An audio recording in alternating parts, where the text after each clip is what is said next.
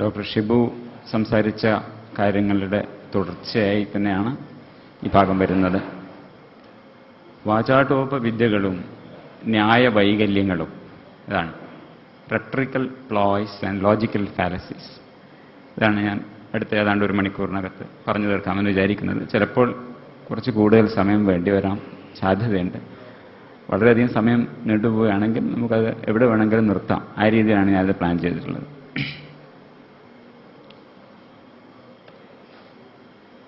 ഈ രണ്ടെണ്ണം തമ്മിൽ പ്രകടമായൊരു വ്യത്യാസം റെട്രിക്കൽ പ്ലോയ്സ്, അതായത് വാചാടോപവിദ്യകളുടെയും ലോജിക്കൽ ഫാലസീസ്, അതല്ലെങ്കിൽ കുതർക്കങ്ങൾ, ന്യായവൈകല്യങ്ങൾ എന്ന് പറയും. ഇത് രണ്ടും തമ്മിലുള്ള വ്യത്യാസം, റെട്ടറിക്കൽ പ്ലോയ്സ് എപ്പോഴും തർക്കമില്ലാതെ നോൺ ആർഗ്യുമെന്റേറ്റീവാണ്.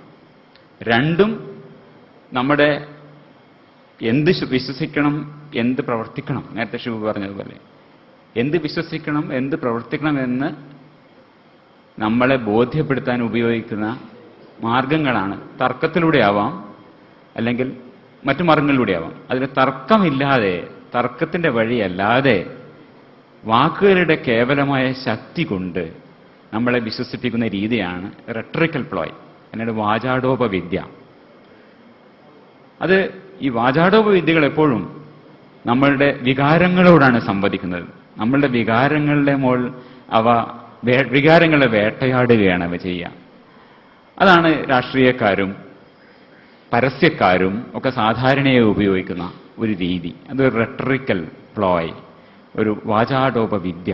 അതിൽ ആർഗ്യുമെന്റ് ഇല്ല, നോൺ ആർഗ്യുമെന്റേറ്റീവായ ഒരു തരം റീസണിങ് ആണ്.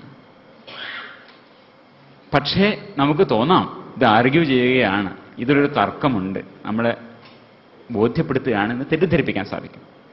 ലോജിക്കൽ ഫാലസീസ്, ന്യായവൈകല്യങ്ങളിൽ ഒരു ആർഗ്യുമെന്റ് ഉണ്ട്. ചില തർക്ക രീതികളിൽ അവിടെയാണ് പറയുക. അവിടെ പ്രിമിസസ് ഉണ്ടാവും, കൺക്ലൂഷൻ ഉണ്ടാവും. നേരത്തെ അത് എന്താണ് നേരത്തെ ഷിബു ഡോക്ടർ വ്യക്തമായി പറഞ്ഞിട്ടുണ്ട്. പ്രിമിസസും കൺക്ലൂഷൻസും ഒക്കെ ഉണ്ടാവും. പക്ഷേ ഇത് ഡിഫക്റ്റീവ് അറ്റംപ്റ്റഡ് ആർഗ്യുമെന്റ്, നമ്മുടെ തർക്കത്തിനുള്ള ഒരു തെറ്റായ രീതി, അബദ്ധമായ രീതിയാണ് എന്ന് മാത്രം. ഇതിനെ വേർതിരിച്ചറിയേണ്ട ആവശ്യമുണ്ട്. ഭാഷയെ എങ്ങനെ ഉപയോഗിക്കുന്നു എന്നുള്ളിടത്താണ് ഇതിന്റെ വ്യത്യാസം. Function of the language being used. ഈ റെട്ടറിക്കൽ പ്ലോയ്സ് എപ്പോഴും നമ്മുടെ ആഗ്രഹങ്ങളോട്, നമ്മുടെ വികാരങ്ങളോട് ഇതാണ് സംവദിക്കുക. നമുക്ക് അനുകമ്പയുണ്ടാവാം, നമുക്ക് കുറ്റബോധമുണ്ടാവാം, ഭയമുണ്ടാവാം. ഇങ്ങനെ പല പല നമ്മുടെ വികാരങ്ങളെയും അതിനോടാണ് സംവദിക്കുന്നത് റെട്ടറിക്കൽ പ്ലോയ്സ്. അതൊരു രീതി, റെട്ടറിക്കൽ പ്ലോയ്സിന്റെ ഒരു രീതി. രണ്ടാമത്തെ രീതി, പല രീതികളുണ്ട്, അതിൽ രണ്ടെണ്ണം ആണ് പ്രധാനമായിട്ടും ഞാൻ പറയുന്നുള്ളൂ. രണ്ടാമത്തേത് ചില ക്യാച്ച് വേർഡ്സ്, ചില ബസ് വേർഡ്സ്, ചില വാക്കുകൾ ഉപയോഗിക്കുന്ന രീതി. അതിലൊരെണ്ണമാണ് അപ്പീൽ ടു ഹോളി കൗ, ഒരു വിശുദ്ധ പശു, അല്ലെങ്കിൽ ഒരു നമ്മളെ ആരും വിമർശിക്കാത്ത ഏതെങ്കിലും ഒരു സങ്കല്പത്തെ, ഒരു ആശയത്തെ മുൻനിർത്തിക്കൊണ്ട് നമ്മുടെ വഴി തെറ്റിച്ചളയാം. അതും ഒരുതരം റെട്ടറിക്കൽ പ്ലോയ് ആണ്. പിന്നെ സബ്ജക്റ്റ് മൊത്തം മാറ്റിക്കളയുന്ന ഒരു തരം രീതിയുണ്ട്, അതും റെട്ടറിക്കൽ പ്ലോയ് ആയിട്ട് തന്നെ വരാം. അതിൽ ഇത് രണ്ടു തരത്തിൽ ചെയ്യാം, റെട്ടറിക്കൽ പ്ലോയ് ആയിട്ടും ചെയ്യാം, ഒരു ലോജിക്കൽ ഫാലസി ആയിട്ടും ചെയ്യാം. നമ്മൾ ആദ്യത്തെ രണ്ടെണ്ണത്തെ കുറിച്ചാണ് ഇതിൽ പറയാൻ ഉദ്ദേശിക്കുന്നത്. ഈ റെട്ടറിക് എന്ന് പറഞ്ഞ ഇതാണ്, നമ്മൾ എന്ത് വിശ്വസിക്കണം, എന്ത് പ്രവർത്തിക്കണം, എന്ത് ആഗ്രഹിക്കണം എന്നൊക്കെയുള്ള നമ്മുടെ ആ സംഗതികളെ കൃത്യമായ കാരണങ്ങളൊന്നും നൽകാതെ നമ്മുടെ വിശ്വാസങ്ങളെയും നമ്മുടെ ആഗ്രഹങ്ങളെയും നമ്മുടെ പ്രവൃത്തികളെയും ഒക്കെ മോട്ടിവേറ്റ് ചെയ്യുക, അതിനെ മാനിപ്പുലേറ്റ് ചെയ്യുക, ഇത് ശ്രമിക്കുന്നതാണ് റെട്ടറിക്കിന്റെ ഒരു രീതി. അതെങ്ങനെ? Through the power of the words used, ആ വാക്കുകളുടെ ശക്തി കൊണ്ട് മാത്രം. അത് രാഷ്ട്രീയക്കാരൻ, ഹിറ്റ്ലർ ആയാലും അല്ലെങ്കിൽ പരസ്യക്കാരായാലും വിൽപ്പനക്കാരായാലും സാധാരണ പ്രയോഗിച്ചു വരുന്ന രീതി. ഇത് പറഞ്ഞല്ലോ, ഈ അപ്പീൽ ടു ഇമോഷൻസ് നമ്മൾ ഉപയോഗിച്ചുകൊണ്ടാണ് ഈ ഒനിഡ ടി വി വെക്കുന്നത് മുതൽ എല്ലാ വിൽപ്പനക്കാരും ചെയ്യുന്നത്. ഇത് ഒരു ബിനയനായ ലെവലിലല്ലാതെ ഒരു കൊലപാതകത്തിന്റെ ലെവൽ, കൊലപാതകങ്ങളുടെ, മനുഷ്യ ദുരിതങ്ങളുടെയും ഒരു മണ്ഡലത്തിലേക്കും ഈ റെട്ടറിക്കൽ പ്ലോയ്സിന് പോകാൻ സാധിക്കുമെന്ന് നമുക്ക് ചരിത്രത്തിൽ തെളിവുകളുണ്ട്.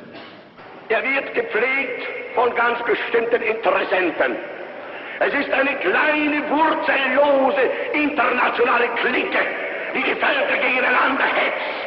die nicht will, dass sie zur Ruhe kommen.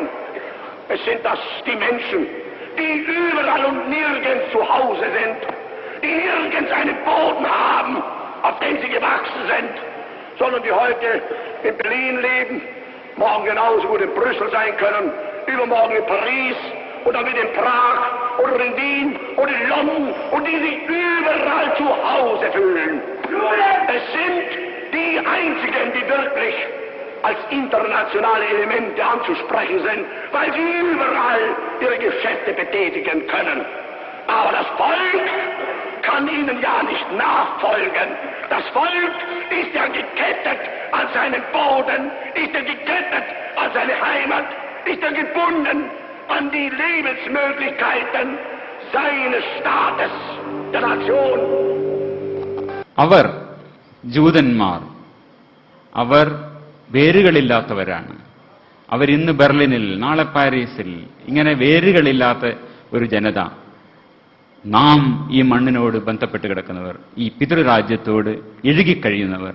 ഈ രീതിയിൽ നമ്മൾ അവർ എന്ന ഒരു ദ്വന്ദ്വം സൃഷ്ടിക്കാൻ, ഒരു സ്വഗോത്ര സ്നേഹം, പരഗോത്ര വിദ്വേഷം, ഈ രീതിയിൽ നമ്മൾ ഉറങ്ങിക്കിടക്കുന്ന വികാരങ്ങളെ ഉണർത്താൻ ഇതിവിടെ റീസണിംഗ് ഇല്ല. ഇതൊരു റെട്ടറിക്കൽ പ്ലോയാണ്. ഇതാണ് ഓഷ്വിറ്റ്സിലും അതുപോലെയുള്ള മനുഷ്യനെ അചിന്ത്യമായ ക്രൂരതകളിലേക്കും നയിച്ച ഒരു വാചാടോപവിദ്യ. അതിന്റെ ഒരു ഉദാഹരണമാണിത്. എങ്ങനെയാണ് ഇമോഷൻസിനെ അപ്പീൽ ചെയ്യുന്നത്? ജനങ്ങൾ തന്നെയാണ് പറയുന്നത്. ജൂസ് എന്നുള്ള വാക്ക് ഹിറ്റ്ലർ പറയുന്നില്ല. ഹിറ്റ്ലർ പറയുന്നത് അവർ ഇന്ന് ബെർലിനിലും നാളെ പാരീസിലും ജനങ്ങൾ എടുത്തു പറയുന്നത് ജൂതന്മാർ, ജൂതന്മാർ. ഈ രീതിയിൽ വികാരം ഉണ്ടാക്കാൻ സാധിക്കും. അതാണ് പറയുന്നത് റെട്ടറിക് ആൻഡ് കിൽ, കൊല്ലാൻ സാധിക്കും. വിൽപ്പനക്ക് മാത്രമല്ല, ഈ രീതിയിലുള്ള വിവരണാതീതമായ ദുരന്തങ്ങളിലേക്ക് എത്താൻ സാധിച്ചിട്ടുണ്ട്, കൊണ്ടുപോകാൻ സാധിച്ചിട്ടുണ്ട്. അവർ ഈ രീതിയിലുള്ള പ്രചരണത്തിന്റെ പ്രവാചകന്മാർ ഉപയോഗിക്കുന്നത് നമ്മുടെ വികാരങ്ങളെ വേട്ടയാടലാണ്. ഞാൻ പറഞ്ഞു, നമ്മൾ കേൾക്കാൻ ആഗ്രഹിക്കുന്നതെന്തോ അതവർ പറയുന്നു, നമ്മുടെ ആഗ്രഹങ്ങളെ സ്വാധീനിക്കുന്നു.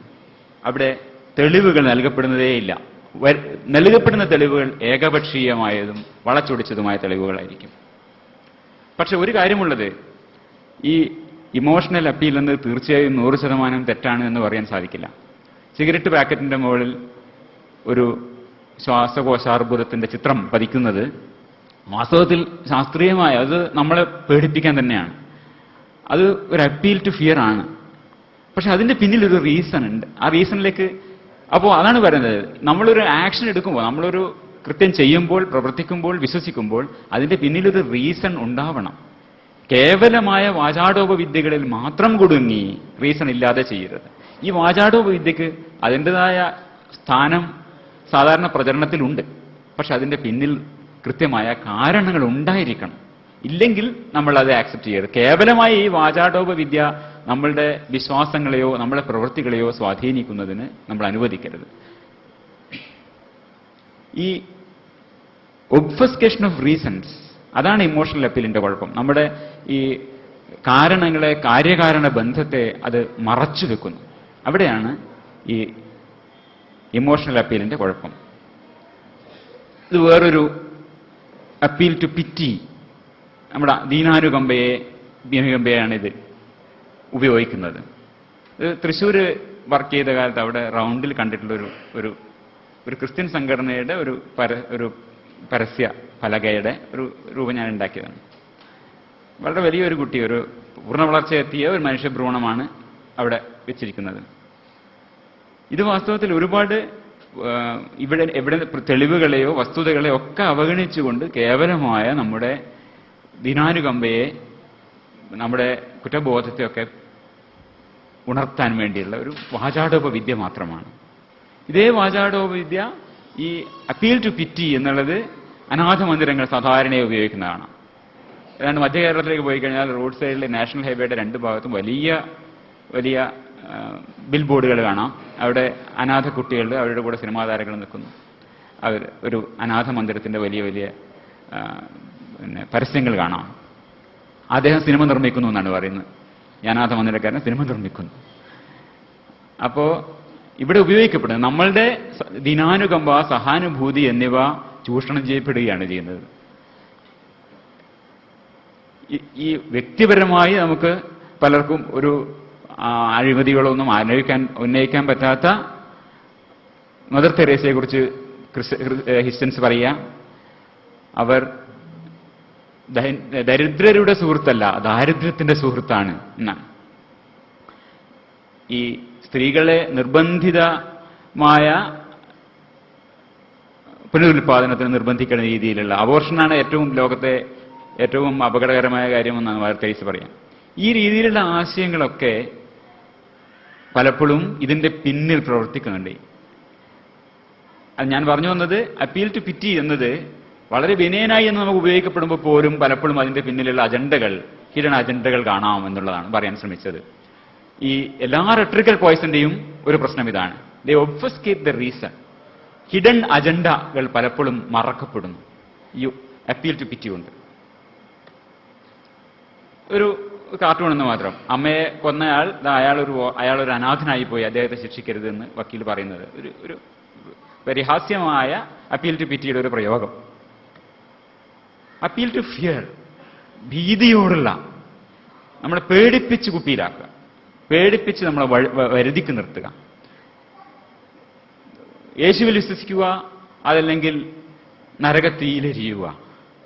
ഒരു അപ്പീൽ ടു ഫിയർ. ഇത് വളരെ വ്യാപകമായി മതങ്ങളെന്നും എല്ലാ ദിക്കിലും ഉപയോഗിച്ച് വരുന്നത്. മതങ്ങളല്ല, പലരും ഉപയോഗിക്കുന്നതാണ് അപ്പീൽ ടു ഫിയർ. പൊറോട്ടയും പ്രമേഹവും ഇതും അപ്പീൽ ടു ഫിയറിന് ഒരു നല്ല ഉദാഹരണമാണ്. അതിലേക്ക് ഞാൻ കുറച്ച് കഴിഞ്ഞ വീണ്ടും ആ സ്ലൈഡിലേക്ക് വരുന്നുണ്ട്. അത് വാസ്തവത്തിൽ ഒരു അപ്പീൽ ടു ഫിയർ മാത്രമല്ല, അതൊരു റെട്രിക്കൽ പ്ലോയും ഒരു ലോജിക്കൽ ഫാലസി രണ്ടും കൂടെയാണ്. അതുകൊണ്ട് നമ്മൾ അതിലേക്ക് വരും, അടുത്ത് തന്നെ വരും. പിന്നെ ഒന്ന് പറയാനുള്ളത്, ഇമോഷനോട് അപ്പീൽ ചെയ്യുന്ന പോലെ തന്നെ അപ്പീൽ ടു ഹോളി കൗ, വിശുദ്ധ പശുവാണ്, അതിനെ വിമർശിക്കാൻ പാടില്ല. അതിനെ വിമർശിച്ചു കഴിഞ്ഞാൽ അതൊരു റെട്രിക്കൽ പ്ലോയ് ആയിട്ട് ഉപയോഗിക്കാം. നിങ്ങൾ എന്തുകൊണ്ട് എന്റെ അഭിപ്രായത്തിൽ ചോദിക്കുന്നത്, നിങ്ങളൊരു കമ്മ്യൂണിസ്റ്റ് വിരുദ്ധനാണ്, നിങ്ങൾ അല്ലെങ്കിൽ ഒരു ഫെമിനിസ്റ്റ് വിരുദ്ധനാണ്, നിങ്ങളൊരു ദളിത് വിരുദ്ധനാണ്. ഇത് പറഞ്ഞാൽ നമ്മൾ ആരും അങ്ങനെ പറയാൻ ഇഷ്ടപ്പെടുന്നില്ല. നമ്മളെല്ലാവരും ഫെമിനിസ്റ്റുകളും ഈ രീതിയിൽ ഈ വിശുദ്ധ പശുക്കളെ ആക്രമിക്കുന്നത് റെട്രിക്കൽ പ്ലോയ് ഉപയോഗിക്കുന്നത് ഭയപ്പെടുന്ന ആൾക്കാരാണ്. അപ്പോൾ അതുകൊണ്ട് എല്ലാ ഇതും അവിടെ അവസാനിക്കും. ചർച്ചകൾ അവസാനിപ്പിക്കാനുള്ള ഒരു വഴിയാണത്. ഇതിന് തൊട്ട് നാളെ ഞാൻ കൊടുത്തിരിക്കുന്നത് ആധുനികമാവുന്നു, അത്രത്തോളം സവർണവർഗീയവാദിയാവുന്നു എന്നതാണ് ഇന്ത്യൻ ആധുനികയെക്കുറിച്ചുള്ള വിമർശനം. ഇത് പറഞ്ഞത് സോളിഡാരിറ്റിയുടെ ഒരു ആളാണ്. ഇത് ഒരു ഹോളി കൗവിനോടുള്ള അപ്പീലാണ്. നമ്മളെ വിമർശനം അതോടെ അവസാനിച്ചു. നിങ്ങൾ പിന്നെ പുരോഗമനവും ആധുനികവും ഒന്നും പറയാൻ പറ്റില്ല. കാരണം നിങ്ങൾ പുരോഗമനപരവും ആധുനികവുമായി എന്ത് പറയുന്നു, അയാൾ സവർണവർഗീയവാദിയാണ് എന്ന് പറഞ്ഞാൽ പിന്നെ നമുക്ക് നിവൃത്തിയില്ല ഇങ്ങനെ പറയാൻ. ഇതൊരു തരം ഒരു റെട്രിക്കൽ പ്ലോയാണ്. ഇത് മാതൃഭൂമിയിൽ വന്ന ആർട്ടിക്കിൾ ഞാൻ എടുത്ത് കോട്ട് ചെയ്തതാണ്. അതിലാണ് ഇത് പറഞ്ഞിരിക്കുന്നത്. ഞാൻ ഈ ആധുനികതയും ഇടതുപക്ഷ പുരോഗമനവും അതൊക്കെ ആന്തരികമായി സവർണമാണ് എന്നാണ് ആ വിമർശനം. ഇതൊരു റെട്രിക്കൽ പ്ലോയാണെന്നാണ് പറയുന്നത്. ഈ റെട്രിക്കൽ പ്ലോയ്സ് കണ്ടെത്തുക എന്നുള്ളത് ഒരു മനഃശാസ്ത്രപരമായ സമീപനമാണ്. നമ്മുടെ ഏത് വികാരങ്ങളെയാണ് ഇത് ഉത്തേജിപ്പിക്കുന്നത്, എങ്ങനെയാണ് നമ്മൾ നോൺ റാഷണലായിട്ട് ഒരു യുക്തി വിരുദ്ധമായി നമ്മളോട് സംവദിക്കുന്നത് എന്ന് കണ്ടുപിടിക്കുന്നത് ഒരു ഒരു മനോവ്യാപാരത്തിന്റെ രീതിയിൽ നമ്മൾ ചെയ്യേണ്ട കാര്യമാണ്. എങ്ങനെയാണ് ഇത് സംവദിക്കുന്നത്? അതേസമയം ഡിറ്റക്ഷൻ ഓഫ് ഫാലസീസ്, അതായത് ഈ ലോജിക്കൽ ഫാലസീസ് കണ്ടെത്തുക എന്നുള്ളത്, ന്യായവൈകല്യങ്ങൾ, കുതർക്കങ്ങൾ കണ്ടെത്തുക എന്നുള്ളത് ഒരു exercise in logical and factual assessment ആണ്. വസ്തുനിഷ്ഠകളെ കാണേണ്ടതുണ്ട്, അതിന്റെ ലോജിക്ക് നേരത്തെ ഷിബു ഡോക്ടർ വിവരിച്ചതുപോലെ അതിന്റെ ലോജിക്ക് നമ്മൾ കണ്ടെത്തേണ്ടതുണ്ട്. അതിന്റെ കാരണങ്ങൾ, അതിന്റെ റീസൺസ്, അസസ്മെന്റ് ഓഫ് റീസൺസ് ആണ് അതിൽ. ഇത് രണ്ടും രണ്ട് രീതികളാണ്. ഇത് രണ്ടും മിക്സ് ചെയ്തും പ്രയോഗിക്കാം. ലോജിക്കൽ ഫാലസി ഒരു ന്യായവൈകല്യവും അതുപോലെ തന്നെ ഒരു റെട്രിക്കൽ പ്ലോയും ഒരു വാചാടോപവിദ്യയും ഒന്നിച്ച് ഉപയോഗിക്കാൻ സാധിക്കും. അതിനൊരു ഉദാഹരണമാണ് കാണിക്കുന്നത്. ആദ്യം പഠിക്കേണ്ടത് മൈദ ഉണ്ടെന്ന് ഗോതമ്പിനെ ക്രാക്ക് ചെയ്ത് ചതച്ച് അതിലെ നാരും മുളയും വിത്തും തവിടും എല്ലാം എടുത്തിട്ട് അതിന്റെ ബാക്കി വരുന്ന വേസ്റ്റിനകത്തുനിന്ന് റവ എടുത്തിട്ട് അതിന്റെ ബാക്കി വരുന്ന വേസ്റ്റിനകത്തുനിന്ന് പകുതി ആട്ടയ്ക്കും പോയി ബാക്കി വരുന്നതായ വേസ്റ്റിനകത്ത് യൂറോപ്പിൽ അമേരിക്കയിൽ അത് വേസ്റ്റായി കിടന്നതായ ചണ്ട്, അതിനകത്ത് അലാക്സൻ ALLOXA എന്ന് പറയുന്ന അലാക്സൻ എന്ന് പറയുന്ന ഒരു കെമിക്കൽ ഒഴിച്ച് അതിനെ സോഫ്റ്റ് ആക്കിയിട്ട് ഇന്ത്യയിലെ അമേരിക്കൻ പശ കൊണ്ടുവന്നിട്ട് ആ അമേരിക്കൻ പശ തിന്നാൻ തുടങ്ങിയപ്പോ അമേരിക്കൻ മാവായി. ആ അമേരിക്കൻ മാവിന് പിന്നൊന്ന് വെളുപ്പിക്കാൻ ബെൻസോയിൻ പെറോക്സൈഡ് എന്ന് പറഞ്ഞൊരു കെമിക്കലും കൂടെ ചേർത്ത്. ആ ബെൻസോയിൻ പെറോക്സൈഡ് എന്ന് പറഞ്ഞാൽ ഫെയർ ആൻഡ് ലവ്ലിക്കകത്തേക്ക് ആൾക്കാർ മുഖം ബ്ലീച്ച് ചെയ്യാൻ ഉപയോഗിക്കുന്ന കെമിക്കലാണ്. തീർന്നില്ല. അപ്പൊ ഈ അലാക്സിൻ എന്ന് പറയുന്ന സാധനമാണ് പിടിക്കേണ്ടത്. ഷുഗർ രോഗികളുടെ മരുന്നുണ്ടാക്കുന്ന കമ്പനിക്കാരൻ ആദ്യം ഇത് ഏതെങ്കിലും മൃഗങ്ങളുടെ പുറത്ത് ഈ സാധനം കുത്തിവെച്ച് നോക്കണം. കുത്തിവെച്ച് അതിന് വേണ്ടിയിട്ട് മൃഗങ്ങൾക്ക് ഷുഗർ ഉണ്ടാവാറില്ല. അപ്പൊ മൃഗങ്ങൾക്ക് ഷുഗർ ഉണ്ടാവാൻ വേണ്ടി കുത്തിവെക്കുന്ന സാധനമാണ് അലോക്സാൻ. അതുകൊണ്ടാണ് കേരളത്തിൽ ഇത്രയും ഷുഗർ രോഗികൾ ജന്മമെടുക്കുന്നത്. ഇത് ഞെട്ടിപ്പിക്കുന്ന ഒരു വാർത്തയാണ്. ഈ കേരളത്തിൽ ഷുഗർ പേഷ്യൻസ് കൂടാനുള്ള ഒരു പ്രധാനപ്പെട്ട കാരണം ഇത് ഞെട്ടിപ്പിക്കുക എന്ന ഉദ്ദേശത്തോടുകൂടി തന്നെ പറഞ്ഞൊരു വാർത്തയാണ്. അപ്പൊ ഇതിൽ രണ്ടും ഉണ്ട്. ഒരു ഞെട്ടിക്കൽ, നമ്മളെ പേടിപ്പിക്കലുണ്ട്. അതേസമയം തന്നെ മൂപ്പർ ഒരു ന്യായവൈകല്യവും ലോജിക്കൽ ഫാലസിയും കൊണ്ടുവന്നു. ഞെട്ടിക്കൽ എന്താണെന്ന് നമുക്ക് മനസ്സിലായല്ലോ. പേടിപ്പിക്കൽ എന്താണെന്നുള്ളത് നമുക്ക് അതിന്റെ ഫാക്ട്സിൽ അത് എല്ലാവരും ഞെട്ടി, ആ കേട്ട ആളിനും ഞെട്ടി. അതാണ് റെട്രിക്കൽ പ്ലോയിയുടെ ഗുണം. ഇത് ഞെട്ടിപ്പിക്കുന്ന ഒരു വാർത്തയാണ്. അപ്പൊ അത് ആദ്യ ഭാഗം അദ്ദേഹം ഭംഗിയായി നിർവഹിച്ചു, പേടിപ്പിച്ചു കഴിഞ്ഞു. ഇനി ഇത് ലോജിക്കൽ ഫാലസി എന്താണെന്ന് നോക്കാം നമുക്ക്. ഈ പേടിപ്പിക്കലൊക്കെ വെറുതെയാണ്. ആരും അല്ലോക്സാൻ ഒന്നും ചേർക്കുന്നില്ല. അല്ലോക്സാൻ എന്ന് പറഞ്ഞാൽ ഗോതമ്പൊടി ഏറെ നാൾ സൂക്ഷിച്ചു വെക്കുകയോ മറ്റു തരത്തിൽ ഓക്സീകരണത്തിന് വിധേയമാവുകയോ ചെയ്യുമ്പോൾ അതിലുണ്ടാകുന്ന നോർമലായ പിഗ്മെന്റുകളുടെ ഒരു ഓക്സീകരണ ഫലമായുണ്ടാകുന്ന ഒരു പ്രൊഡക്റ്റാണ് അല്ലോക്സാൻ. അത് വെറുതെ സൂക്ഷിച്ചു വെച്ചാൽ പോലും ഉണ്ടാകാവുന്ന ഒരു നാച്ചുറലായ സാധനമാണ്. അതിന് വൃത്തവും വെളുപ്പ് നിറവും രുചിയും നൽകാനുള്ള കഴിവൊന്നും അല്ലോക്സാൻ ഇല്ല. അത് ആരും അല്ലോക്സാൻ ഒന്നും ഇതിൽ ചേർക്കുന്നുമില്ല. അതുകൊണ്ട് തന്നെ അടിസ്ഥാനപരമായിട്ടൊരു തെറ്റായ പ്രസ്താവനയാണത്. അപ്പോൾ എന്താണ് ഫാക്ട്? ഇതാണ് അവർ പറയുന്ന കാര്യം. അല്ലോക്സാൻ ഉള്ളിൽ ചേരുന്നതോടെ പാൻക്രിയാസിലെ ബീറ്റാ സെല്ലുകളൊക്കെ നശിച്ചു പോവും. തന്മൂലം ഇൻസുലിൻ കുറഞ്ഞു വരികയും പ്രമേഹം വർദ്ധിക്കുകയും ചെയ്യും. ഫാക്ട് എന്താണ്? ഇവിടെ മനുഷ്യന്റെ ഇൻസുലിൻ ഉത്പാദക സെല്ലുകളിലേക്ക്, ബീറ്റാ സെല്ലുകളിലേക്ക് ഈ അല്ലോക്സാൻ കയറാൻ സാധ്യത വളരെ വളരെ വളരെ വിരളമാണ്, അസാധ്യമാണെന്ന് പറയാം. അതുകൊണ്ട് മനുഷ്യനിൽ അല്ലോക്സാൻ കഴിച്ച് പ്രമേഹം ഉണ്ടാവുക എന്നൊരു ചരിത്രമേ ഇല്ല. എലികളിൽ അത് സാധ്യമാണ്, അത് വേറെ കാര്യം. പിന്നെ വേറൊന്ന്, അല്ലോക്സാൻ കൊടുത്തു കഴിഞ്ഞ് എലികളിൽ ഉണ്ടാക്കുന്നത് ടൈപ്പ് 1 പ്രമേഹമാണ്. എന്ന് പറഞ്ഞാൽ ബീറ്റാ സെല്ലുകളിൽ നിന്ന് ഇൻസുലിൻ ഉണ്ടാവാത്തത് കാരണം ഉണ്ടാവുന്ന പ്രമേഹം. അതിന് ഇൻസുലിൻ വെച്ച് മാത്രമേ ട്രീറ്റ് ചെയ്യാൻ പറ്റൂ. കേരളത്തിലുള്ള 90% ആൾക്കാരുടെയും ഇൻസുലിൻ നോർമൽ ലെവലാണ് പലപ്പോഴും. അവർ ഇൻസുലിൻ റെസിസ്റ്റൻസ് ടൈപ്പ് 2 ഡയബറ്റീസ് ആണ് അവരുടേത്. ഇയാൾ പറഞ്ഞത്, മോഹൻ നായർ ഈ പ്രഗതി ചികിത്സകൻ പറഞ്ഞത് ശരിയായിരുന്നെങ്കിൽ ഇവിടെ മുഴുവൻ ടൈപ്പ് 1 പ്രമേഹ രോഗികളായിരുന്നു കേരളം മൊത്തം വരേണ്ടിയിരുന്നത്. അങ്ങനെയല്ല ഉണ്ടായിട്ടുള്ളത്. ടൈപ്പ് 2 പ്രമേഹമാണ്. അതൊരു ജീവിതശൈലി രോഗമാണ്. ഇവിടെ ഉള്ള ലോജിക്കൽ ഫാലസി, ഞാനൊരു 20 ലോജിക്കൽ ഫാലസികളിലേക്ക് പോകാനുണ്ട് സമയമുണ്ടെങ്കിൽ. ഒന്നാമത്തെ ഇതാണ് മിസ്റ്റേക്കിംഗ് കോറിലേഷൻ ഫോർ കോസ്. അതൊരു സഹചരത്വം, ഒരു സംഗതിയുടെ കൂടെ അസോസിയേറ്റഡ് ആയ ഒരു സാധനമുണ്ട്. അത് ആണ് അതിന്റെ കാരണം എന്ന് പറയുന്നിടത്താണ് മിസ്റ്റേക്കിംഗ് കോറിലേഷൻ ഫോർ കോസ്. അപ്പൊ മൈദവർജന സമിതിക്കാർ പറയാണ്, ഈ മൈദ കണ്ടു തുടങ്ങിയ അന്നാണ് കേരളീയർക്കിടയിലെ ജീവിതശൈലി രോഗങ്ങൾ പടർന്നു പിടിക്കാൻ കാരണമായത്. ഇത് വളരെ എളുപ്പത്തിൽ ഒരു കോറിലേഷൻ വിത്ത് കോസേഷൻ. വസ്ത്രം ധരിക്കുന്ന മൃഗങ്ങൾ ബുദ്ധിയുള്ളവയത്രേ. ശരി, അപ്പൊ വസ്ത്രധാരണമാണോ ബുദ്ധി കൂടാൻ കാരണം? അതല്ല. വസ്ത്രം ധരിക്കുന്ന മൃഗങ്ങൾക്ക് ബുദ്ധിയുണ്ട്, അതൊരു അസോസിയേഷൻ മാത്രമാണ്. നമ്മൾ വസ്ത്രം ധരിക്കുന്ന ജന്തുക്കളാണ്, നമുക്ക് കൂടുതൽ ബുദ്ധിയുണ്ട് മറ്റു മൃഗങ്ങളെക്കാളും, അത് ശരി. പക്ഷേ വസ്ത്രധാരണമല്ല അതിന്റെ കാരണം. Correlation is not cause. Correlation, mistaking correlation for cause എന്നുള്ള അതാണ് അതിന്റെ ലോജിക്കൽ ഫാലസി, ഒരു ലോജിക്കൽ ഫാലസി.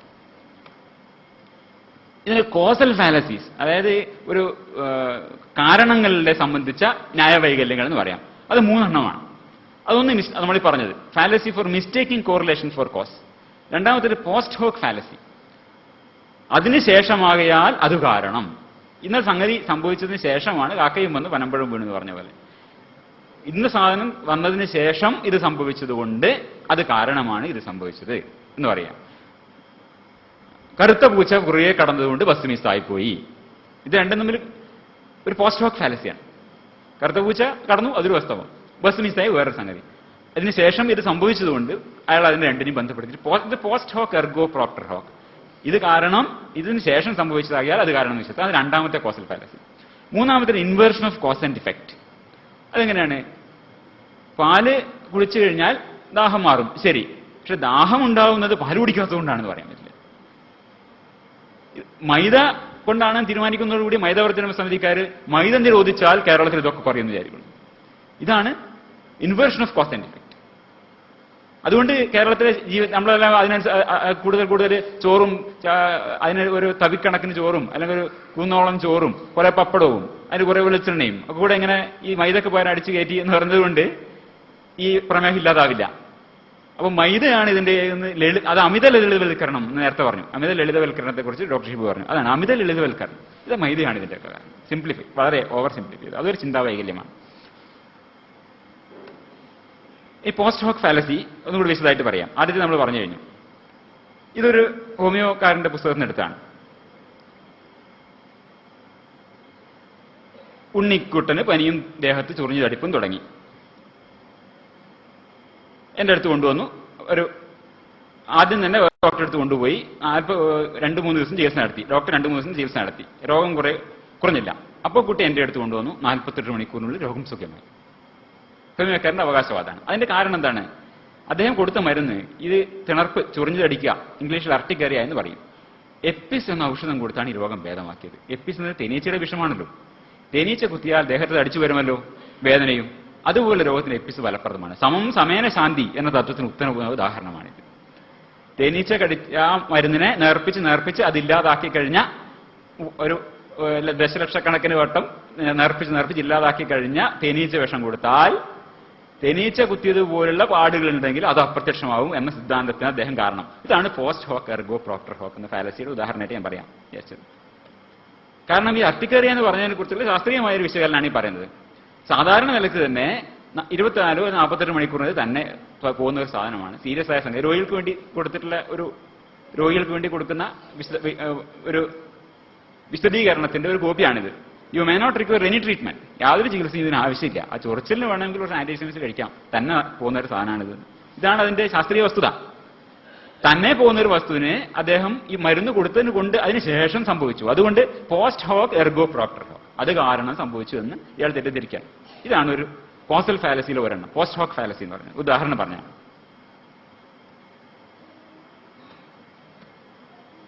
ഇനി അത് അഡ് ഹോമിനം ഫാലസി. അത് വ്യക്തി അധിക്ഷേപ ന്യായവൈകല്യം എന്ന് പറയാം. വ്യക്തി അധിക്ഷേപിക്കാം, പലതരത്തിൽ അധിക്ഷേപിക്കാം. ഒരു ഉദാഹരണം ഇവിടെ കാണിക്കാം. ഒരു 2 എരണ്ടകൾ സംസാരിക്കാം. എരണ്ട പക്ഷികൾ സംസാരം, ഒരു കാർട്ടൂണാണ്. ഒരു എരണ്ട പറയാം, നമ്മൾ ഈ താറാവുകളുമായി നമുക്ക് ജനിതക സാമ്യം കാണുന്നത്, നമുക്ക് ജനിതക സാമ്യമുണ്ട്. അതിന്റെ കാരണം നമ്മളൊരു പൊതു പൂർവികനിൽ നിന്ന് പരിണമിച്ചു വന്നതുകൊണ്ടാണ് എന്ന് ഒരു എരണ്ട. അവിടെ ഒരു മനുഷ്യനെ നമുക്ക് സങ്കല്പിക്കാം. എരണ്ടയായി എന്ന് പറഞ്ഞു എരണ്ട പറയാം. അപ്പൊ മറ്റേ എരണ്ട പറയാണ്, you are close minded and stupid and you eat corn, you don't know anything. ചെയ്തോ, അവസാനിച്ചു. അവിടെ പിന്നെ ചർച്ചയില്ല. നീ ചോളം തിന്നുന്ന വിഡ്ഢി, അതോടുകൂടി അതവിടെ അവസാനിച്ചു. ഇത് അഡ്ഹോമിനം അറ്റാക്കാണ്. നിനക്ക് എന്താ അറിയാം ചോളം തിന്നുന്ന വിഡ്ഢി? അത് എരണ്ട ആ ഒരു ചർച്ച എരണ്ട അവസാനിപ്പിച്ചതാണ്. ഇതാണ് ഒരു വ്യക്തി അധിക്ഷേപ വൈകല്യം എന്ന് പറയുന്നത്. നിന്റെ മുഖം തന്നെ ഒരു ലോജിക്കൽ ഫാലസിയാണ്. നിന്റെ മോന്ത ഉണ്ടാ മതി. പിന്നെ അവിടെ അവസാനിച്ചു ചർച്ച. ഇതാണ് അഡ്ഹോമിനം അറ്റാക്ക്.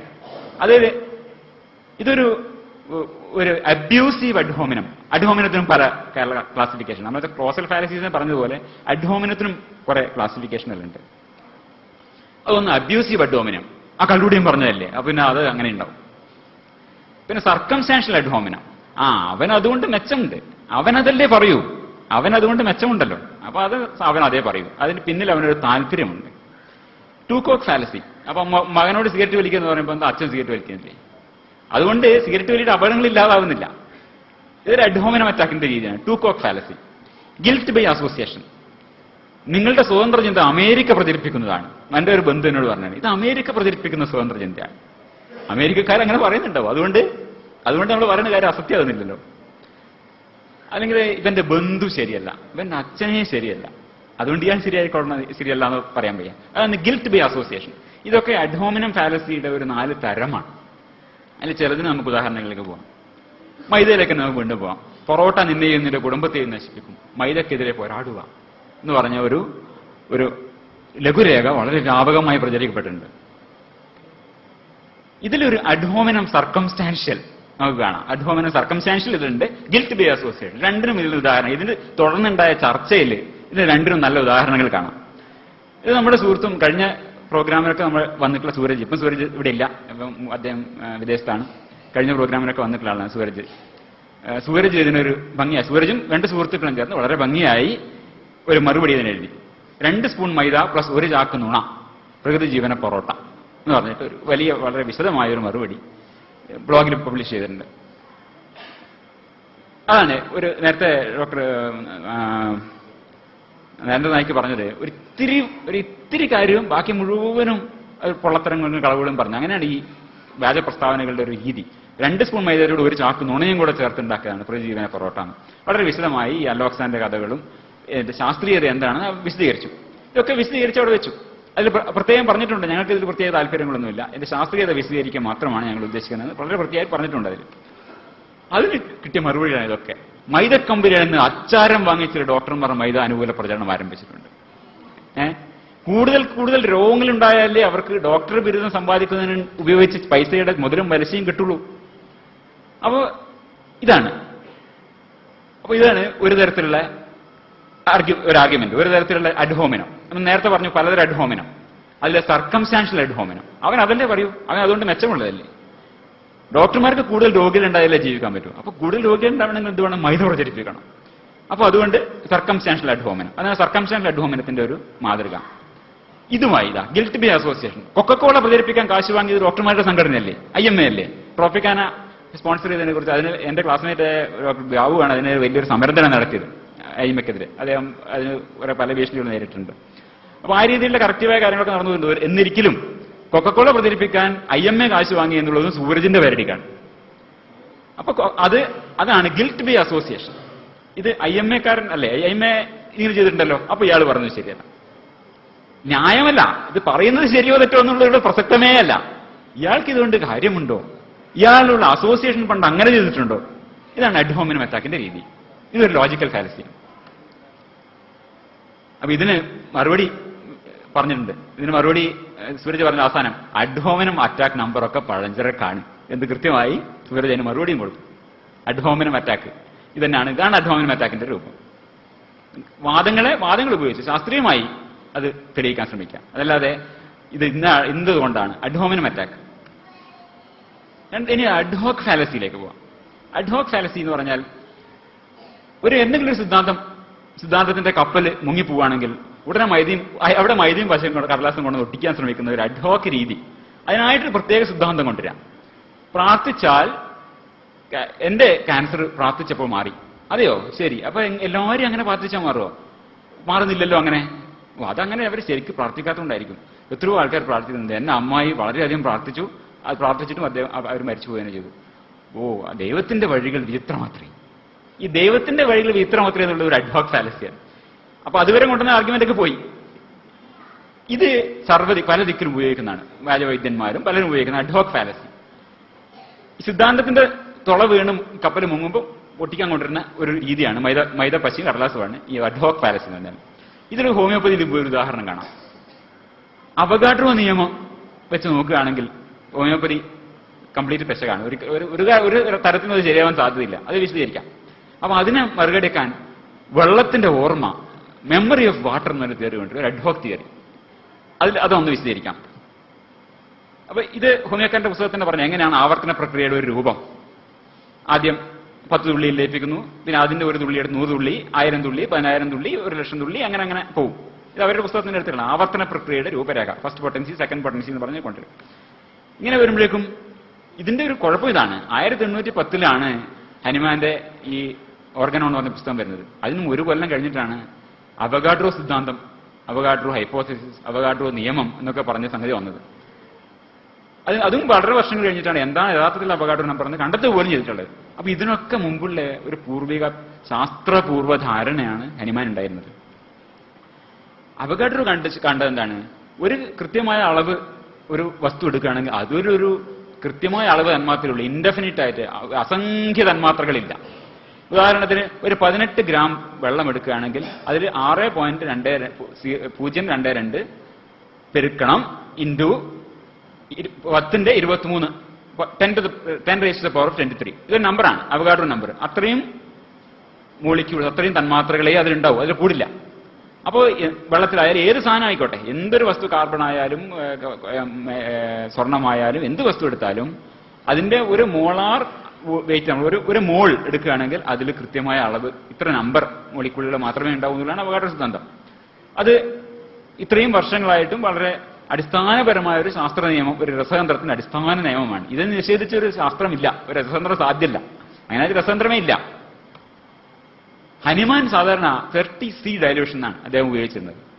അപ്പോൾ 30C ഡയലൂട്ട് ചെയ്ത ഒരു സാധനത്തിനകത്ത് ഒരു മോളിക്യൂൾ കണ്ടെത്തണമെങ്കിൽ ആ മോളിക്യൂൾ ഉണ്ടാവാനുള്ള ആ ഒരു കണ്ടെയ്നറിന്റെ വലുപ്പം ഒരു 3000